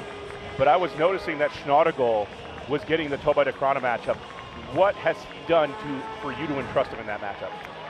I mean, he's been taking the hardest matchups at practices. We also, it's not just about like Toba cutting and doing a lot for Boston. It's also about like neutralizing the rest of the players on their team too. And Drew has been doing a great job with it. Toba's been pretty quiet this first half, but we also know that he can catch fire in the second half at any time. What was it like watching Don Desmarais under your tutelage for the first time? I mean, it's pretty amazing. I never really met him or got to see him play in person until Wednesday, and he just fit in really perfectly. And he's also just a fantastic teammate. Another big first half for Atkins as well. I mean, he just continues to cook. What is it about him that's making him so successful right now for you guys? It's that some people call it cockiness. I call it confidence.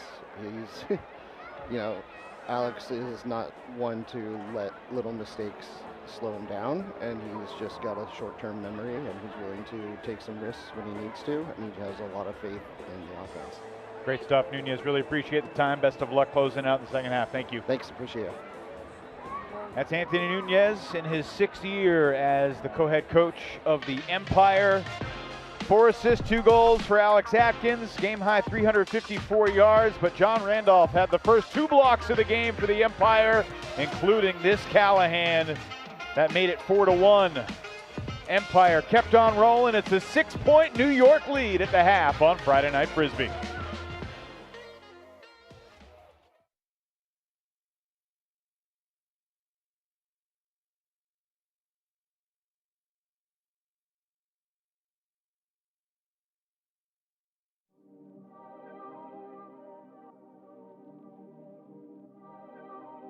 Here at the midway point of the 2026 UFA season, let's take a look at some of the leading candidates for all UFA and MVP honors. While there's still a long way to go, each of these names have certainly made a strong impression through the first month and a half of the season. Number 1, let's start with last year's MVP, Boston's Toba de Krana. The 22-year-old Belgian was a highlight factory through the first few weeks of the season, and he still stands among the league leaders in total scores and total yards. With de Krana leading the way, the Glory are on the march back to the playoffs and in the hunt for a 2nd consecutive championship. Number 2, the New York Empire have a deep bench of great players, but Alex Atkins' arrival to the Big Apple has been a game changer. The former Colorado star fit in seamlessly with the Empire and quickly showed a flair for the dramatic with big throws and bigger skies to help New York elevate its level back to the realm of title contenders. Number 3, in the South Division, no one has been more consistently brilliant than Carolina's Jacob Fairfax. From the buzzer-beating skies to the big-time throws and everything in between, Fairfax has been an anchor for the Flyers all season long. And he was especially excellent in all 3 games against the rival Hustle, lifting his team back into playoff position in the South. Number 4, let's go out west and highlight Oakland's Daniel Riddaller. After being a mainstay on the Spiders' D-line over the past 2 seasons, Riddaller shifted onto offense this year and has helped elevate Oakland into the West Division favorite and a true championship threat. And number 5, while his team has struggled to win close games, Montreal's Malik Sama has been unbelievable for the Royale. As a thrower and a receiver, opponents have struggled to slow down the super athletic Ajay Sama all season long. Beyond these 5 names, there are dozens of other elite seasons unfolding before our eyes, from youngsters like DC's Miles Grovick and Indy's Elliott Hawkins blossoming into stars, to mainstays like Atlanta's Austin Taylor and Austin's Kyle Henke continuing to carry their teams. With half a season left until the playoffs, it'll be fascinating to watch and see who else can step up and lift their team's chances on the road to championship weekend.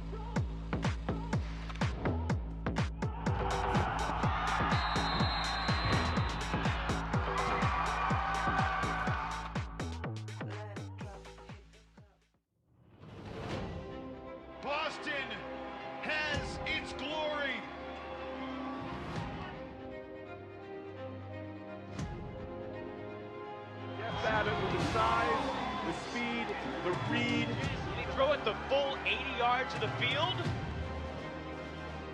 You cannot kill this Minnesota team. Are you believing what you're seeing?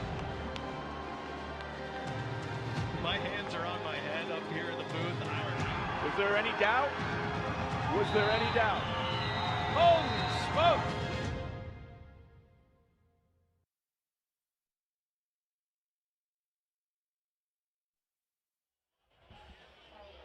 It's halftime here in Boston, and the fans are enjoying a toss on the field. New York Empire certainly put on a show in the first half, 13-7. The Empire lead at the break in this battle of 3 of the last 4 champions in the UFA. And of course, New York got their first title with my partner Brian Jones on the sideline. How'd it feel to get drenched after finishing your perfect season, Brian? It's the best feeling in the world. You can't beat it. And then you stepped aside because you wanted to spend more time with me, and I've enjoyed all that time we've had together. Meanwhile, Anthony Nunez and Charlie Hoppus got the baths in 2022 and 2023.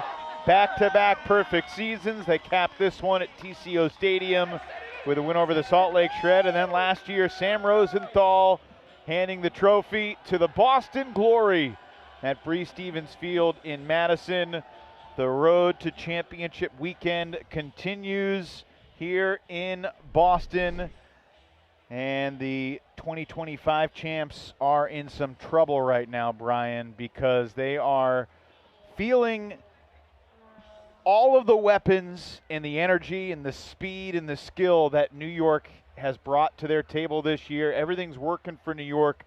What can Boston do to try to change the momentum here in the second half? I think for them, it was a little bit of John Randolph making some good plays at the start, getting those early breaks. But after that, it's been misexecution. They need to shake it off, and they need a leader in that room to step up, give them some fire, get on the front foot, and not play so tentative in the second half. Well, usually that guy would be number 87, Jeff Babbitt. How many times has he changed the game with his energy on the sideline, his play on the field, his flair for the dramatic and big moments? But he's inactive tonight. Someone else needs to step up and fill that void. And then we've seen Thomas Edmonds step up a little bit here in the later stages of the first half. He's been a little bit of a steadying force. I think he's going to have a big game. And then we've said it already a couple times, Tobey DeCron has been quiet. How do you get him involved, make it easier for him, get his emotion in the game so that way you can find a way to battle back? Because you may lose this game, but you cannot lose it going away quietly. Only 3 turns for the Empire, 10 for Boston, 3 for 6 on their Hucks. They had the 1 red zone giveaway as well from Carapella. And of those 10 turnovers, I'd estimate 6 of them have been unforced, just poor throws, miscommunications.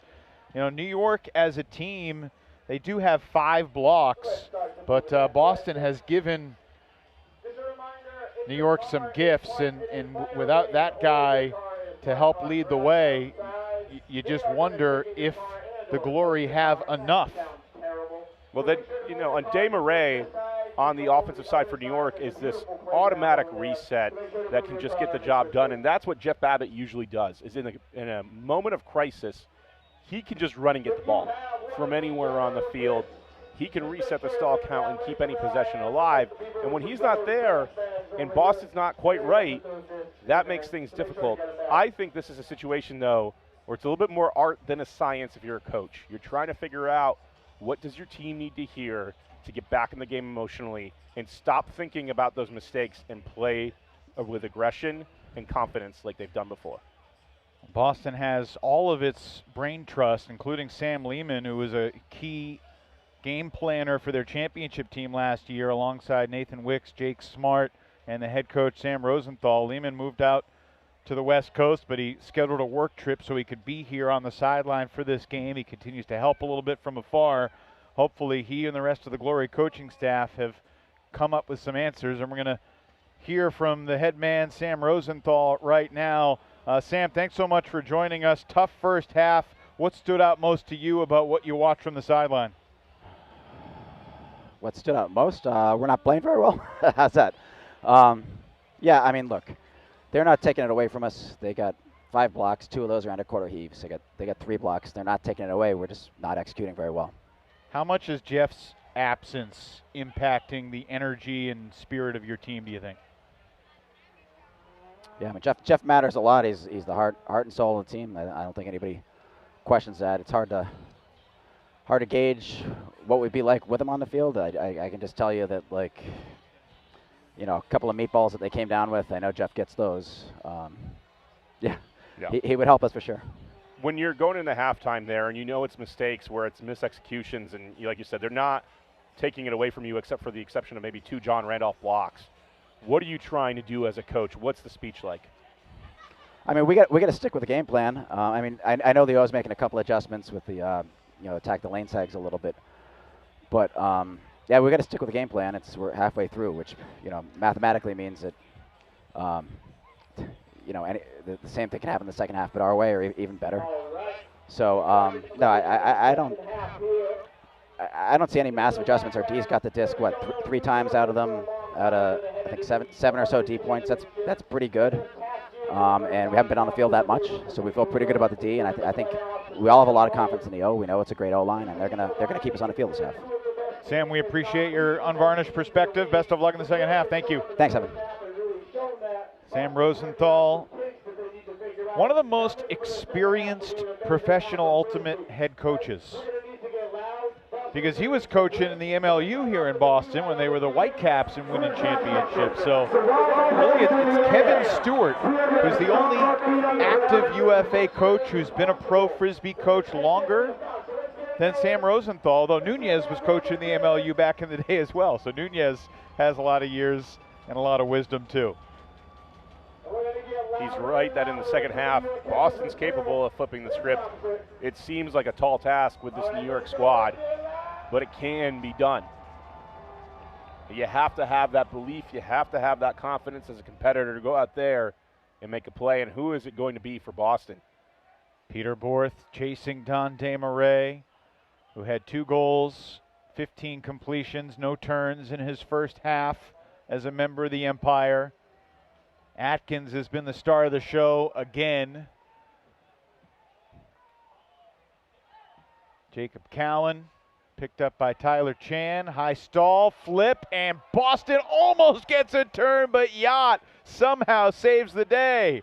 Another floating disc near the sideline, and Desmarais elevates, and he landed inbounds apparently. Very close to that white line, downfield for Schneidegers.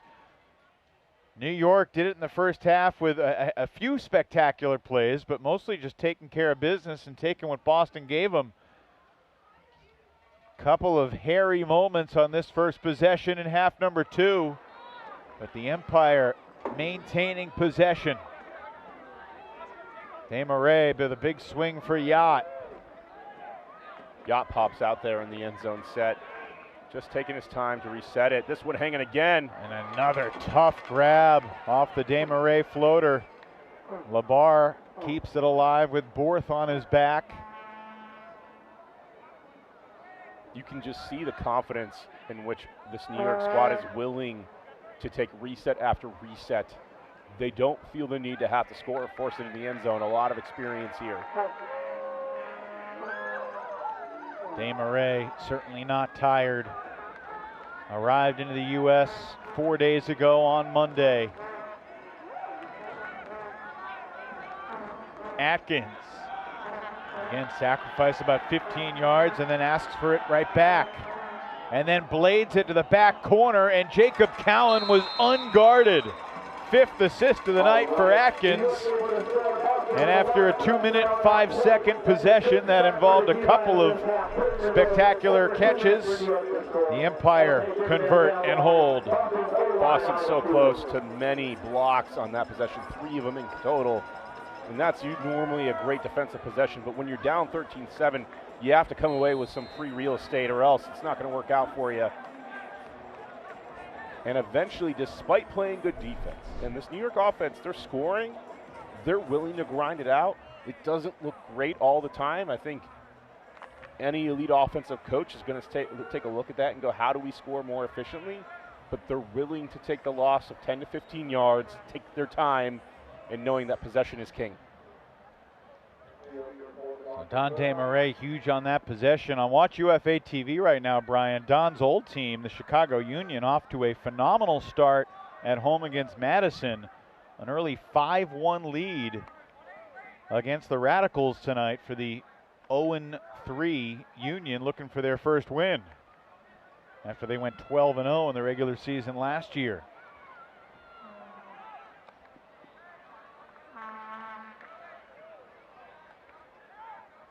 When you're down by 7 scores and your offense is on the field, I mean, as Boston knows, they need to get their D-line out there, and the only way you can do that is if you hold. There's an immense amount of pressure on this O-line to be calm. They also know they can't take 3-4 minutes to score. They don't have enough time for that. Thomas Edmonds and Ryan Dinger are just playing catch right now, and eventually Schnaudagel comes through. Gets the layout under block on Toba DeCrana, who is flat-footed. Schnaudagel and the Empire D-line lulling Boston to sleep. Davis flips it for Simmons. Randolph looking for the Empire's 7th break in 7 chances. Opportunity there, but Cable didn't recognize it, and Randolph flips it for Elston. Largest lead of the night for New York. The onslaught continues for the Empire. Sam Rosenthal talked about it, trying to figure out how to attack what we call these lane sags. New York, they're getting their defenders in the lane, preventing any type of gain of yards downfield. And after what was literally 8 passes back and forth between Ryan Dinger and Thomas Edmonds, Dinger tries to force one through to DeCrana, and it leads to the block. Schnaudagel, the hard work paying off. He's taking some lumps early on, getting some love from his teammates. We've talked about it before, but he's elevated his game over many years. Went to a college that didn't have an ultimate program in Quinnipiac, and then has worked his way up over the last 5 or 6 years. He certainly has. And he would have been more impactful last year for New York if he didn't deal with an injury for much of the season. Lander DeCrana and this Boston D-line now trying to hold and get a chance to play defense.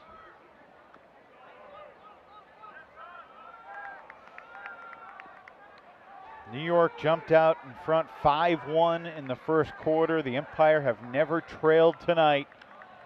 This highly anticipated Friday night showdown. And so far it has been New York's night in Boston. Rowan McDonald, after 9 seasons with DC, joins the Glory. Sam Rosenthal has raved about Rowan's presence, his personality, his professionalism. Rowan's another guy that Sam coached back in his Whitecaps days in the MLU. Looking end zone, just shy of the goal line. A tumbling catch made by Singer.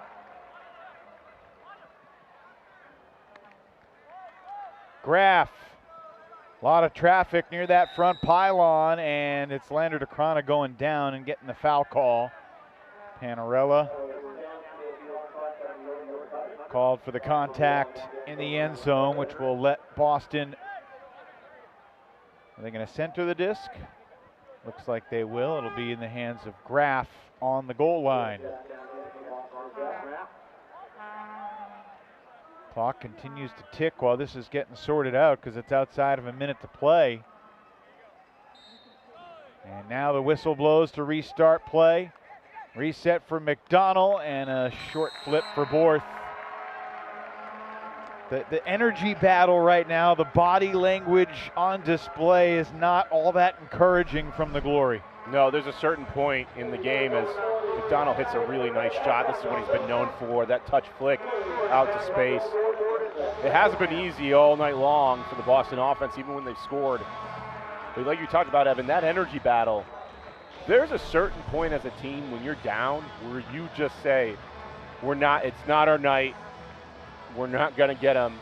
And you have to fight through that, but it's difficult to see how they overcome a 7-point deficit right now. Well, what you just described is what I remember watching from New York in their playoff game against DC last year, because that got out of hand in a hurry, and it was just the DC break train rolling one after another, and there was nothing that the Empire could do to get back on track. Of course, a week later, Boston kind of did the same thing to DC. Sometimes it's not your night, and it's a tough one to swallow. And it wouldn't be maybe the greatest comeback of all time to come down from by 7. It's possible, but it's getting pretty close to impossible. Desmarais going deep. Oh, incredible! Welcome to New York, Don Desmarais. They've been waiting for you. You talked about the energy battle. This is going to light a fire under anybody on the New York sideline. And for fans watching from afar, this is what he's capable of. LeBar puts it out in front. For almost anybody else, this is too far, but not for Desmarais. He makes the routine. He makes the spectacular seam routine. Absolutely electric. Is it possible to be stunned that he made that catch and also not surprised at all? I think that's the thing as a coach when you see it and you're used to your athletes making play after play. You've got to move on to the next thing, but that is at the top echelon of abilities to track down the disc. Desmarais takes the cake. Save LeBar the turnover. New York back in front by 8. And Brian, technically, if Boston were to come back, this would match the biggest ever comeback to win a UFA game. The record is 8. Into the New York bench, look out. Momentum taking Edmonds into the Empire. Of course, Edmonds was a member of the DC Breeze last year. Had playoff games against the Empire that went well for him, and getting married later this month. The glory that didn't. Yeah, congratulations to Thomas and his fiancee Lauren, who are getting married in just a few weeks up in New Hampshire.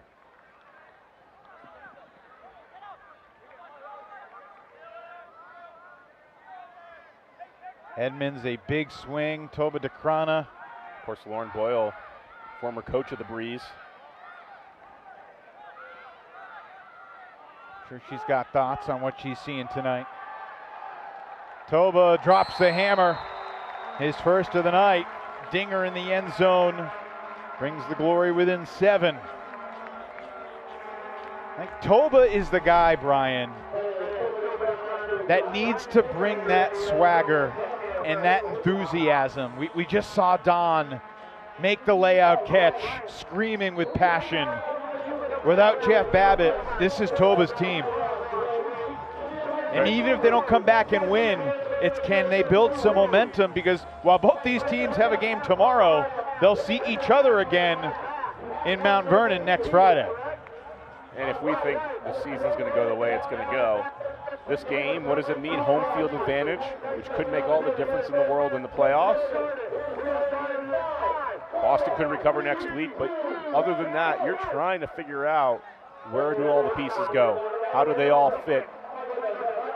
So you want to get the most out of this game as possible and play out a strong end to this half if you're Boston.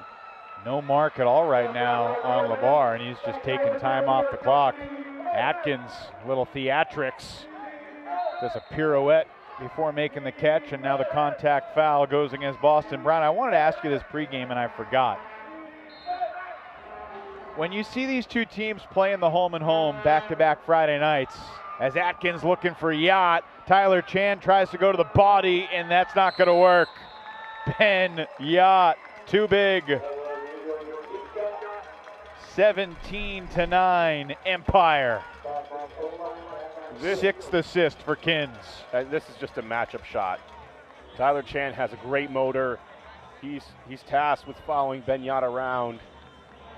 But when it's single coverage deep, that's going to be a matchup that Atkins throws to every single time. Another good huck from Atkins. He's picked his spots beautifully in that department. He's closing in on 500 more total yards tonight. Brian, the question I wanted to ask you pregame, coming into tonight, did you think that the winner of tonight's game would also win next week? Or do you think that it's more likely to be a split regardless of what happens tonight? I think it's more likely to be a split, and that was my initial thought. But I got to say, the way that New York is just laying the lumber tonight on defense, and that Boston is not scoring easy, they have to figure it out. Another block for Randolph, swooping in. And then miscommunication, easily intercepted back by Dinger. First Empire turn to the second half, just their 4th giveaway of the night, and their first break chance that goes awry.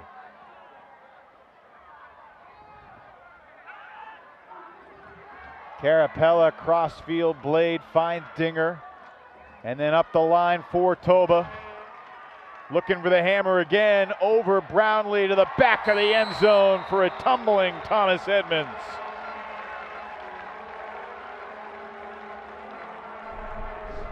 Toba's starting to get going just a little bit. He does throw the turnover, but getting it back, Brownlee, careless, throwing to space, maybe some contact, but the Corona, this is bread and butter. The hammer to Edmonds, that has to feel good. And when he caught that disc at that corner of the field, you just had a hunch that that crossfield diagonal hammer was coming. By the way, an update from Washington, D.C. right now. The D.C. Breeze, who were down 2 early against the Flyers, have taken a lead in the third. It's 18-15 Breeze with 4:30 to play in the third quarter. That game can be watched right now with Tyler Byram and Will Smolinski on watchufa.tv. Madison, Chicago also going on right now as Atkins launches another perfect huck. And a travel is called. So the throw is coming back. Erase it from the stat sheet.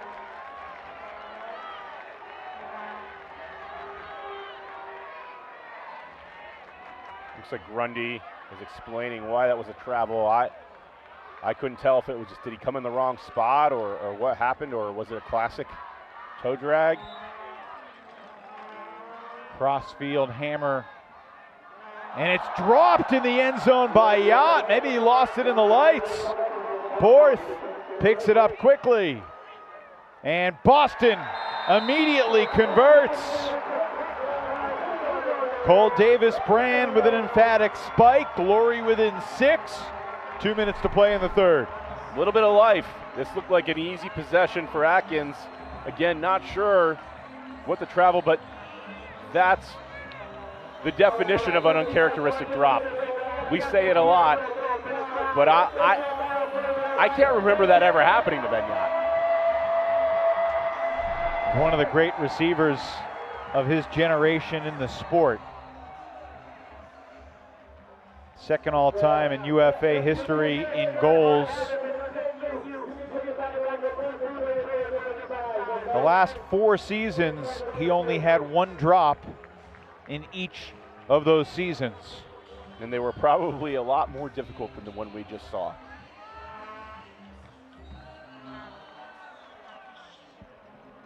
So the travel brings back the Atkins huck, and then the drop from Yacht allows Boston to secure its second break.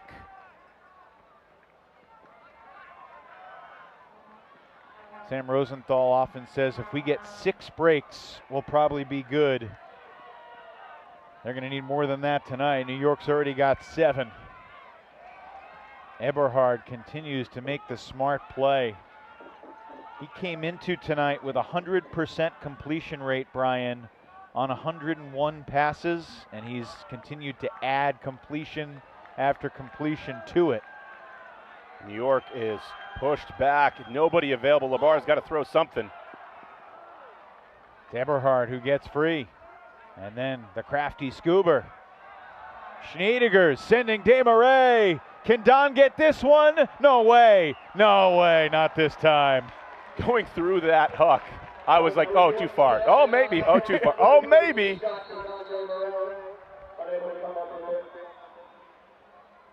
I think there's an injury timeout. Looks like Brendan McCann walking off the field for Boston. Don,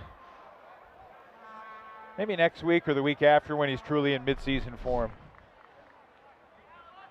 I'm not sure anybody was getting that one. Hopefully BMAC is okay, one of the captains, leaders of this Glory team. Don't forget tomorrow night, game of the week on WatchUFA.tv, Indy at Minnesota. The Wind Chill trying to stay undefeated ahead of next week's Friday night showdown. Free to watch on UFA YouTube against the Spiders. And the undercard next Friday, if you can call it that, Boston, New York, Part 2. Don Desmarais versus Toba Dekrana in New York.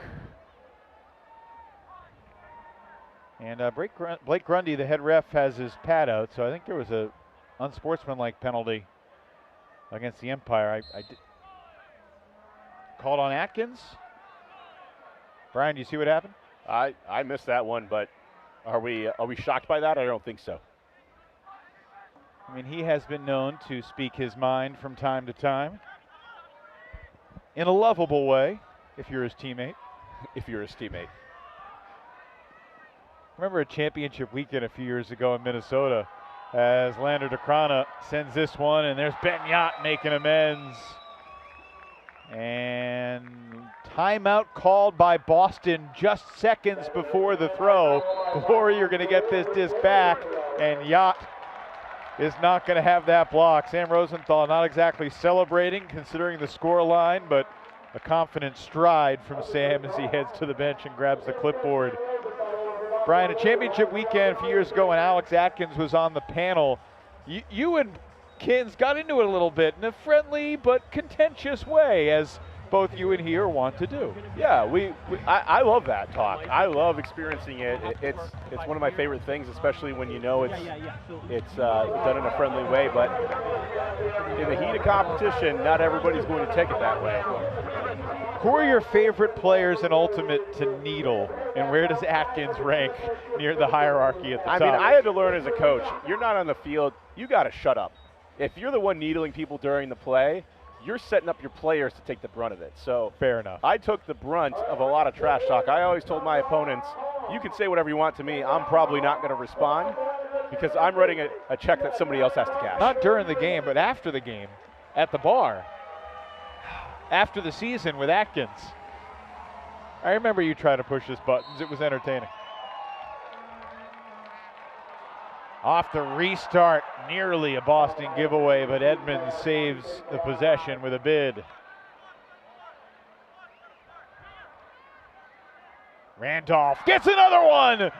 That's his fourth of the night. What a luxury to have this guy on defense. They switched him over to O last year out of necessity. But on D, he is making everything happen for New York, and Whitlock with the skying snag. Feels like the knockout punch with 11 seconds to go in the third. And that's his third block on his former college teammate, Ned Dick. And when you have Whitlock just put it up high, get the job done. Sam Rosenthal at halftime said, hey, they're not taking the disc away from us. The exception is John Randolph. Right. He has been a block machine in this game. Big game player. Always has been. The only thing that you have to regret a little bit about Desmarais going to New York is that the one matchup you'd want to see for the fireworks is Desmarais versus John Randolph. Just go so to I'm buying tickets to Empire practice. You took the words right out of my mouth. All right, final 10 seconds of the third. Boston will receive to start the fourth. Ben Sadok launching at about 70 yards, floating toward the pylon. It's deflected, but blocked at the buzzer by Oliver Fay. Empire led by 6 at the half. They win the third quarter 5-4. New York has won each of the first 3 periods tonight. And on Boston's home turf, the reigning champs are 12 minutes away, barring a crazy comeback from their first loss of the season.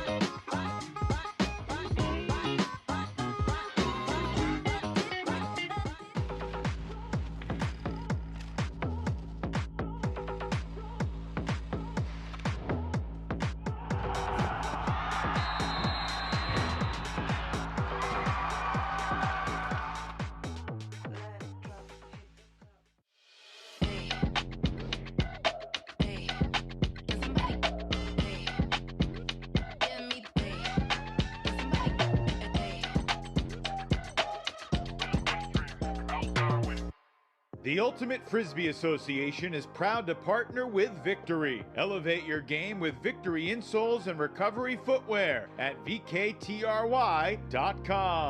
Delta THC Seltzers. No calories, no sugar, no alcohol. Catch life's moments at DrinkDelta.com. Two Town Cider House, bringing the best craft cider for everyday celebrations. Find yours at TwoTownCiderHouse.com. And Diskit. RoundNet meets Ultimate. Diskit is the must-have portable game for every UFA fan. Get yours at DiskitGame.com.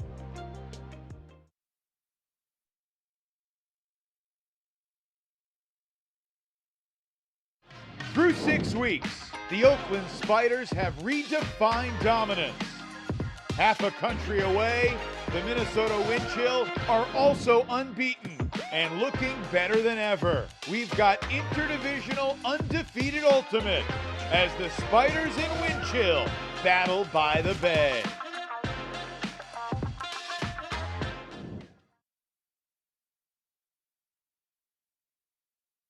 Possession of this fourth quarter, a Boston huck and a pass interference call in the deep space against the Empire. Goes against Schnodigal on Toba Dekrana.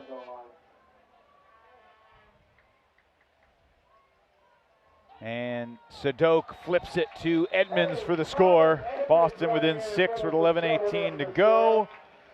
Brian, next weekend going to be a good one, but first let's talk about what happened here on this cable huck. Shot goes up. Schnodigal trying to get position, just a little too physical, pushes him out of the way.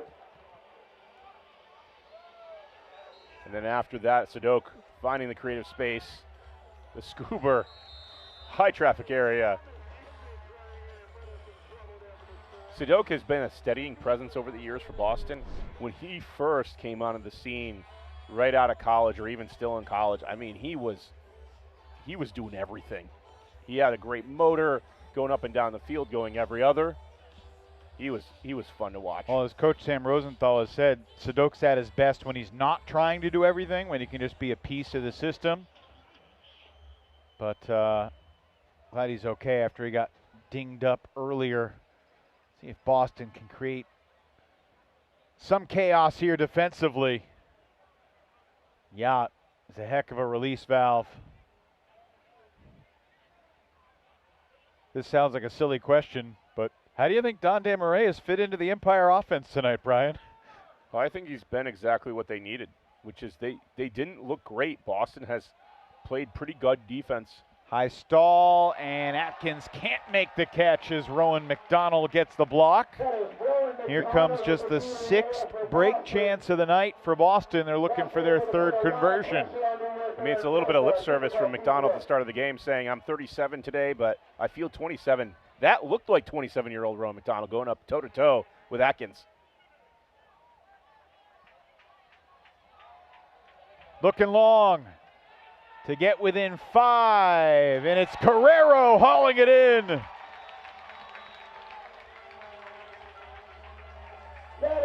Just the 3rd break of the night for Boston. Cowan hangs this, and normally that's a good option, but not enough on it to get past Rowan McDonald. McDonald fades this, and then Carrero does a great job of boxing out, making it easy.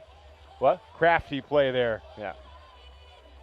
Sorry to interrupt. No, it's not all about the speed, but the ability to just read it, get in the good position, and make the catch easy. You know, we said earlier it would be the largest comeback ever, but now 18-13 with 10 minutes to go seems a little bit more doable. Not out of the question for sure. Remember last year when New York came to Boston, Empire were without Jack Williams. He was battling a hamstring injury. Boston was in control all game long, was up 4 midway through the fourth, and then a slew of inexplicable turnovers let the Empire back in it, and New York came all the way back and tied it and took it to overtime. Atkins. Cross field, floating for a while, and Schnottigl is there. Kind of a hodgepodge line here for New York. Oliver Chartok. His role has shifted tonight with the arrival of Desmarais, but he's been a phenomenal release valve through the years. Playing whatever role they needed. Atkins again switches fields with a powerful hammer. Whitlock for Schneidegers. Back to Whitlock. It's fun to watch guys that don't play a ton of offense getting to run the show. Whitlock to the back of the end zone, and Oliver Chartok steals it away from Drew Schnottigl, who was there waiting for it. And he doesn't care that much. He's usually doing the dirty work. It definitely looked like it was for him. Bending it around Atkins, and Schnottigl rips it down, and Whitlock. Yeah, this was definitely intended for Schnottigl, but Oliver's like, give me that.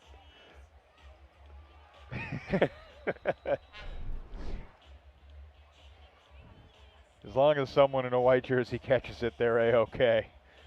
Well, the trust that the coaching staff has, that is a hodgepodge line. You're putting Atkins back out there, and John Randolph's no stranger, but a lot of those players are D-line guys, and they're not used to receiving the pole. Yet Schneidegers back there fielding the pole, which is not his usual role.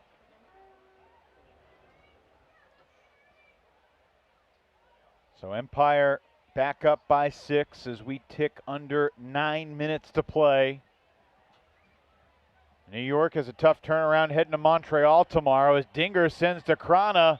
Elston is there to smack it away. A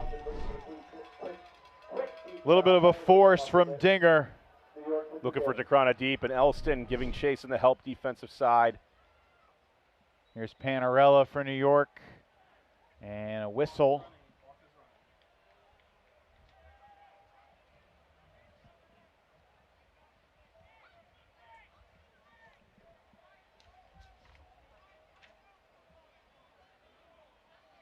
Boston may not be undefeated for that much longer. And the Empire trying to surge into first. See what DC does. They're currently 20-19 up with 10:23 to play in a great interdivisional matchup on this rivalry weekend Friday. That game live on watchufa.tv. Antoine Davis sending Panarella, going for the body of Edmonds, and he comes down with a score. This guy didn't play Ultimate 2 years ago. Just finished his sophomore year at Georgetown, and he has been a stat-stuffing machine since getting activated for the Empire. Great box out by him against Edmonds, and what a throw by Antoine Davis. We haven't seen him huck it like this since his Atlanta days. He's normally on the receiving end of those goals. And with just under 8 minutes to go, that lead back up to 7. Yeah. This one feels like it's over, and the analysis is going to begin for Boston. Well, they're going to have to problem solve without the guy that Sam Rosenthal said is the heart and soul. My understanding is Jeff Babbitt will not be available to play next weekend regardless of the injury that he's dealing with. So this is going to be about whether Toba and Thomas and the rest of this Boston team can regroup. DeCrana's going. Cable shooting. Schnottigl chasing. Toba with a little body push, and he comes down with the score.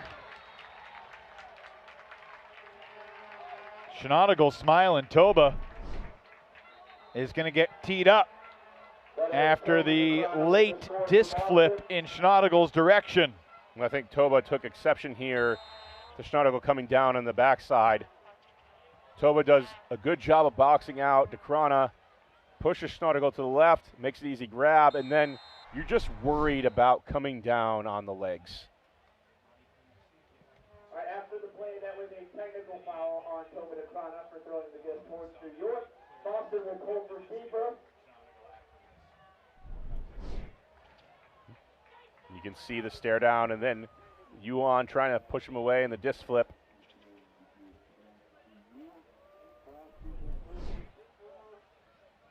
So technical foul costs Boston 20. They're pulling from their own end zone, which is where teams used to pull all the way back where Brian Jones was coaching. How many ways are you going to find to call me old tonight? You're not as old as I am, so any denigration of your age. It's the gray hairs coming through, right, Evan? I know, just getting a little self-conscious over here. I know you're already in your 40s. I'm entering next year, so I'll be joining you. Yeah. Life's just getting started, as Rowan McDonald told us before the game. All right, we are back and ready. Rowan's a happy guy living up in Portland, Maine. Although tonight's result is a bit of a downer for this Boston squad that certainly hoped to create some separation in the East. A win tonight, and it would have been a 2-game lead for the Glory at the top.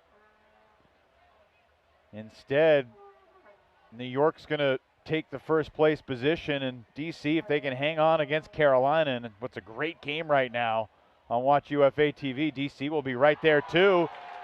LeBar thinks he had it, but McDonald's picking it up, and Boston's playing offense after another block from Rowan. Singer for Carrero. And crazier things have happened down 6 with 6.5 to play. Do we have a little crazy in store for the last half of this fourth quarter tonight? Sam Rosenthal doesn't sense anything happening quickly, so he's going to stop the clock. Timeout taken by Boston, down 6 with 6:23 to play. Good use of the timeout. Got to get your offense on the field. Find a way to score quickly. An opportunity to just feel the emotion. They usually Walk say the away. wolf climbing the mountain is hungrier than the wolf on top. But I want to change that narrative. I want to show you can be the best and still train harder than everybody, be better than everybody. Time is gone. Boston has its glory. The 2025 UFA Championship belongs to Boston. One championship is awesome, but one is only one. And I don't think anybody that won one championship will ever be in a list of amazing athletes. And I think if you want to be in a list like that, you got to win multiple, you got to do incredible things.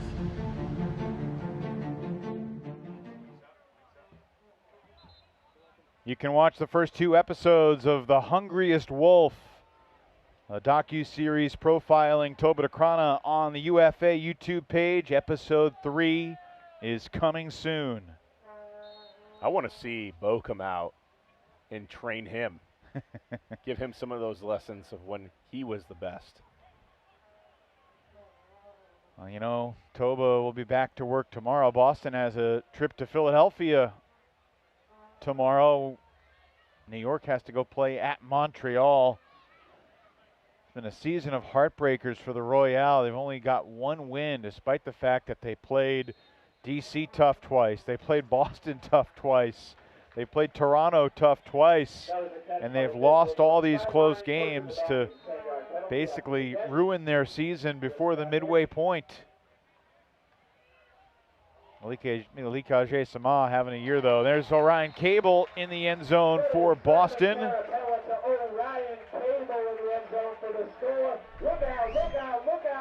Orion Cable's a guy, Brian, that I think this Glory team might need to lean on a little bit more as well, especially as a receiver. I mean, think back to his performance in the championship game last August against Minnesota. He was unstoppable.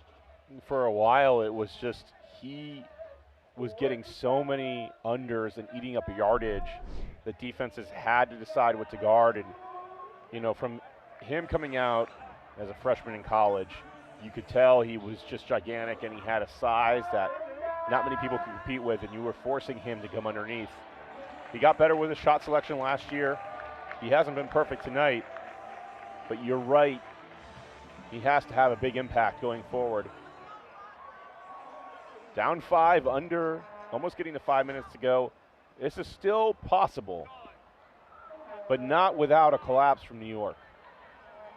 And you expect with all of their star power, if they have to muscle out a few possessions, they can do it. LeBar shooting it for Yacht. He's got steps. LeBar's throw is nice, except for being on the warning track. Yacht gets the assist rather than the goal. Have we even said Jack Williams' name here in the second half? I mean, he has been super quiet, but he's a guy that's happy to just kind of chill in the darkness and let everybody else shine. 21-15 Empire. That's always been his role, right? Figure out how to just lie in wait.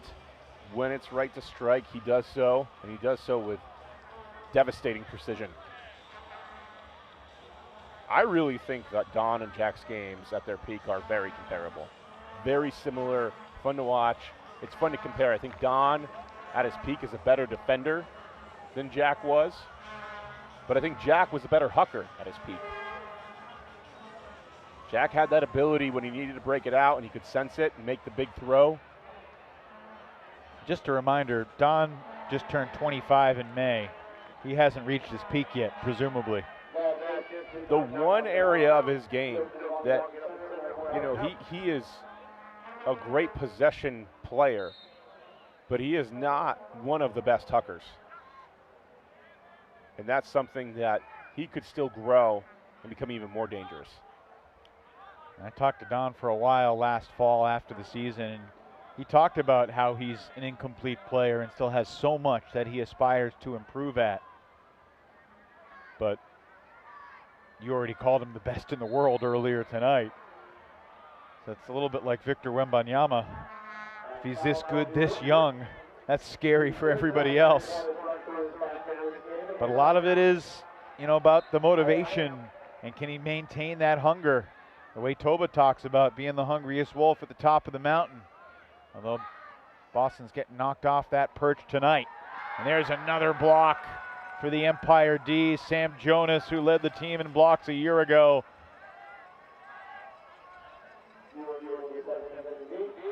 Randolph runs it down.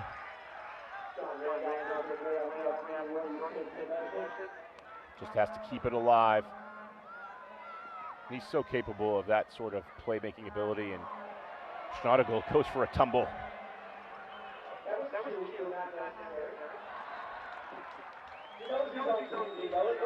Well, look, when this game concludes in about 3.5 minutes, there's a lot of things that you can say, but it really comes down to the Glory made a bunch of mistakes and did not have their best night, not even close. And New York, I mean, most of the times they threw a pass that looked when it was midair like it could be a turnover, the Empire still made that catch over and over again. They were not their sharpest tonight either. They have room to improve as an offensive line. The one tag I would add is this was John Randolph's game. 4 blocks, 3 on Ned Dick. Callahan, he was dominant early on and set the tone. And that, with a scoreline of 6 goals, 4 blocks, that's almost the entire difference in the game.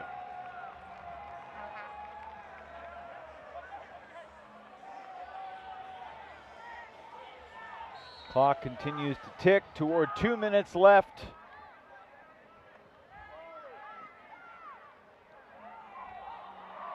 New York at Montreal tomorrow night, Boston at Philly. Both these teams will be favorites as we see a heck of a block from Albert Yuan. Sadok quickly picks up and scoobers for Edmonds. And it's a 5-goal game again with 2 minutes even left.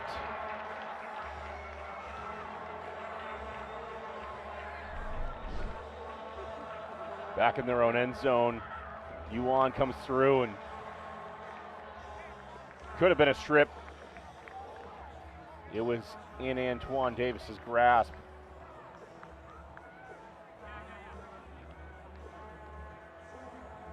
Don't look now, Brian, but on WatchUFA.tv, Carolina, who was down 4 just a minute ago, has cut their deficit to 2. They got 3:58 to go at Carlini Field in D.C.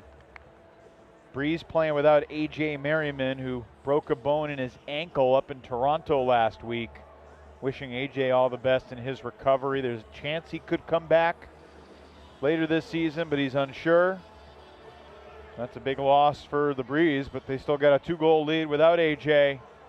With about 4 minutes to go, fire up WatchUFA.tv. And hey, look, if you're watching this game on YouTube or one of our many partners, we're glad you're with us.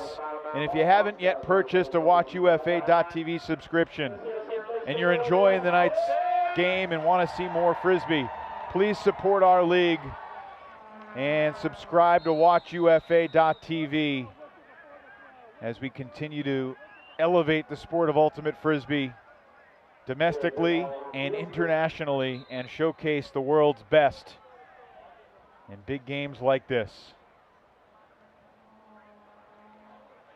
You got to wonder how much of Europe is up watching right now. A lot of these stars making a difference. Well, it's the middle of the night in Belgium, but it's already Saturday morning in New Zealand, so it's not a bad time for the folks in New Zealand. There's some New Zealand fans here wearing Whitlock jerseys in the crowd tonight. And shout out to this Boston crowd. I mean, a tough night for the Glory on the field, but I'm not sure they've ever had a better crowd than what they've had at Hormel Stadium here tonight. But Don Desmarais in his debut will not finish perfect. He throws the turnover. Intercepted by Graf. A chance for Boston to get back within 4 and make the final score a little bit more cosmetically pleasing, for whatever that's worth. Tyler Chan working with Graf. A touch for Cole Davis Brand. Final minute.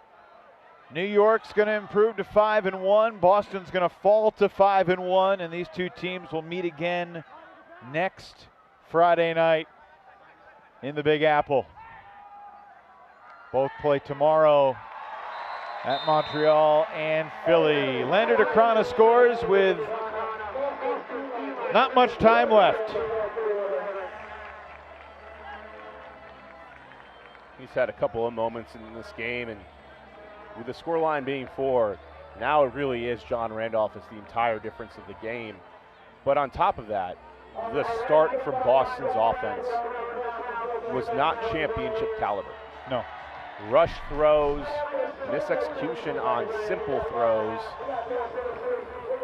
And you walk away from this game if you're Boston and you're not down in the dumps about it completely. Yeah, you want to play better, you can erase this.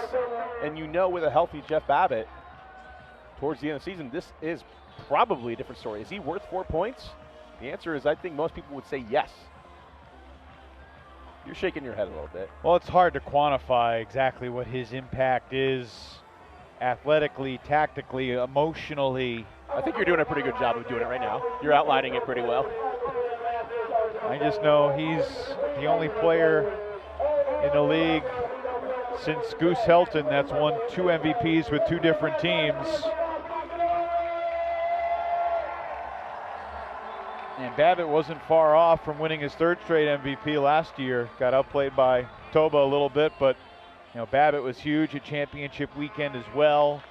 It's an interesting offseason for Jeff. He wasn't sure whether he would sign up to play. Some personal stuff going on, but of course he was back and played the first 5 games inactive tonight, and the Glory have missed him.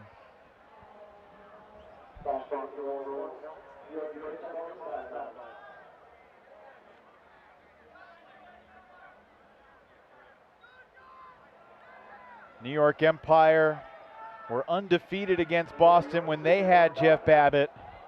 And Boston with Babbitt has won 3 of 5. One of those losses was a game that the Glory did not need to win late last season when they had the #1 seed locked up. But Boston with Babbitt now 3-3 against New York. It's the Empire's night in Boston as New York wins in Don Desmarais' Empire debut, 21-17. And these two teams will say good game. Look forward to tomorrow, and then 1 week from tonight, they will see each other again. And the Empire will see if they can withstand Boston's bounce back effort. But tonight was all New York, Brian. They jumped out 5-1. They led by as many as 8. And the final score makes the game look a lot closer than it was. This was New York showing its best stuff. New York playing great defensively, great game plan to limit DeCrona early, and then Boston also having a down game led to this one being not close. But if you're a Boston fan, I don't think you need to lose hope. There's some adjustments to be made, and we expect both teams to be at their competitive peak towards the end of the year. So many different stars for the Empire. Obviously Atkins, a big night. John Randolph, huge defensively. The early Callahan. And the Empire with that championship look. They strike against Boston tonight. 21-17 is your final. We're back to talk to the Delta Difference Maker and wrap it up from Hormel right after this.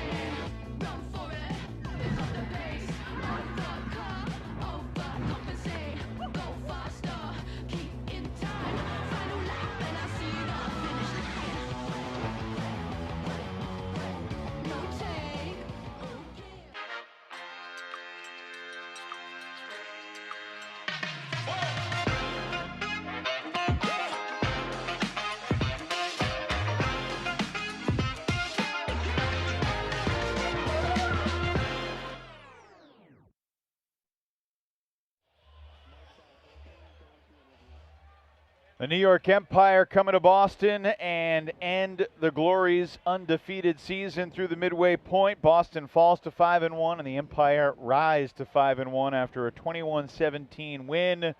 The Glory will regroup ahead of their Philly game tomorrow, and New York heads to Montreal. But let's talk to the Delta Difference Maker, John Randolph, for the New York Empire. Second career Callahan, one of the 4 blocks you had tonight, John.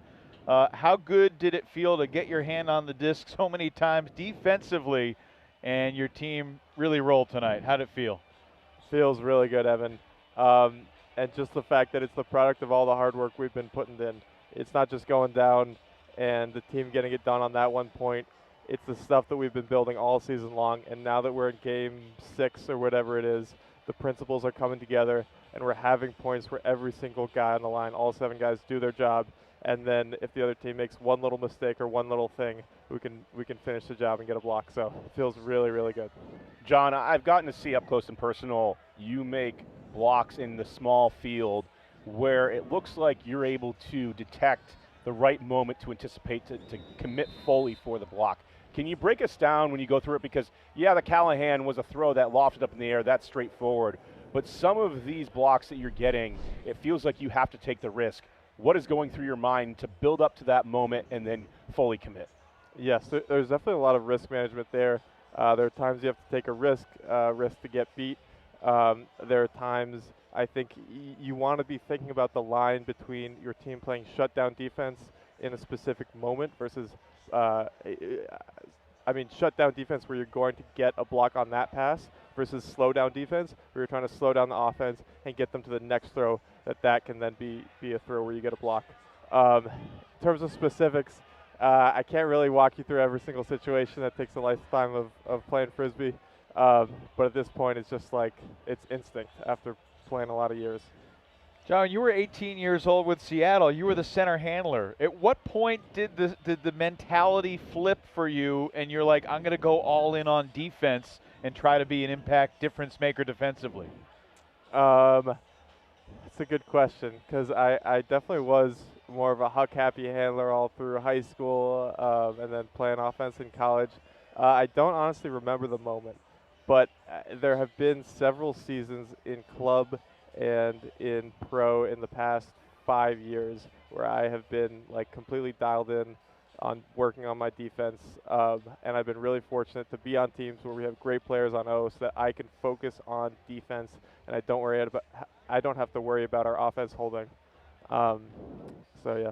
Since the loss to DC, you guys won 3 games by 44 goals, and then you add a guy that many say is the best player in the world in Don Desmarais into your lineup tonight. What was it like playing with Don in an Empire jersey for the first time? It's awesome. I mean, it's really special. I've played against Don a handful of times, and man, he is wicked good. So having him in an Empire jersey it's just incredible, man. And I don't even know the limits that we can get to now because honestly, we were already on a good trajectory. We were on a trajectory with a team that I was super, super happy about. And then we had Don. He seems like an immediate culture fit. I mean, obviously on the field, he's getting it done. He's doing the right things. He's saying the right things. So time will tell how high we can go. Before we let you go, quick turnaround. At Montreal tomorrow, always a tough place to play. What will be the key to regrouping, traveling there safely, getting your body and mind right and ready for tomorrow night? I think the key for us is not getting away from our system. Last year when we played here in Boston and then in Montreal, I believe we lost both games by a combined 2 points, and we got in those hot, heated moments, got stressed out, and we got away from our system both offensively and defensively. This game, even though we beat Boston tonight pretty solidly, we did get away from our system in the second half, especially offensively, a little bit defensively too, and those are the mistakes that we cannot afford to make against a team that is dialed in. I honestly expect Boston to be much more dialed in and higher performing next game. I expect Montreal to crush. They're a buzzsaw at home. So we need to focus on ourselves and not getting distracted away from our system. John, great stuff. Thanks so much for joining us. Congrats on a great night. Your second career Callahan in the UFA. How many Callahans do you have outside of the UFA? What's the count at now? I don't know. Do you include mini games, 3v3 playing barefoot in high school? Because it might be a lot. Every Callahan counts. I have no idea. That's a good Fernie problem. All right. Well done tonight. Safe travels to Montreal. Best of luck going forward, and we'll see you down the road. Thanks, John. Thanks. Our Delta difference maker tonight, John Randolph, 4 blocks, 2 goals, 2 assists, 20 out of 21 completions, and he really set the tone, leading New York to 8 breaks in 10 opportunities. Next week on Friday Night Frisbee, we head out west. 6 weeks, the Oakland Spiders have redefined dominance. Half a country away, the Minnesota Wind Chill are also unbeaten and looking better than ever. We've got interdivisional undefeated ultimate as the Spiders and Wind Chill battle by the bay.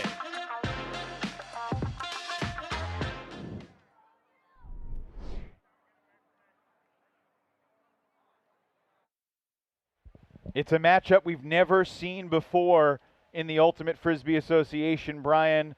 Next week, 10 o'clock Eastern. Hope you'll get some rest and stay up late and tune in because it's going to be a fun one. The stylistic battles between Minnesota and their defensive schemes. Dan Riddaler shifting onto offense and becoming an MVP candidate. It's going to be a blockbuster next week, too. He's grown so much, coming from defensive roots.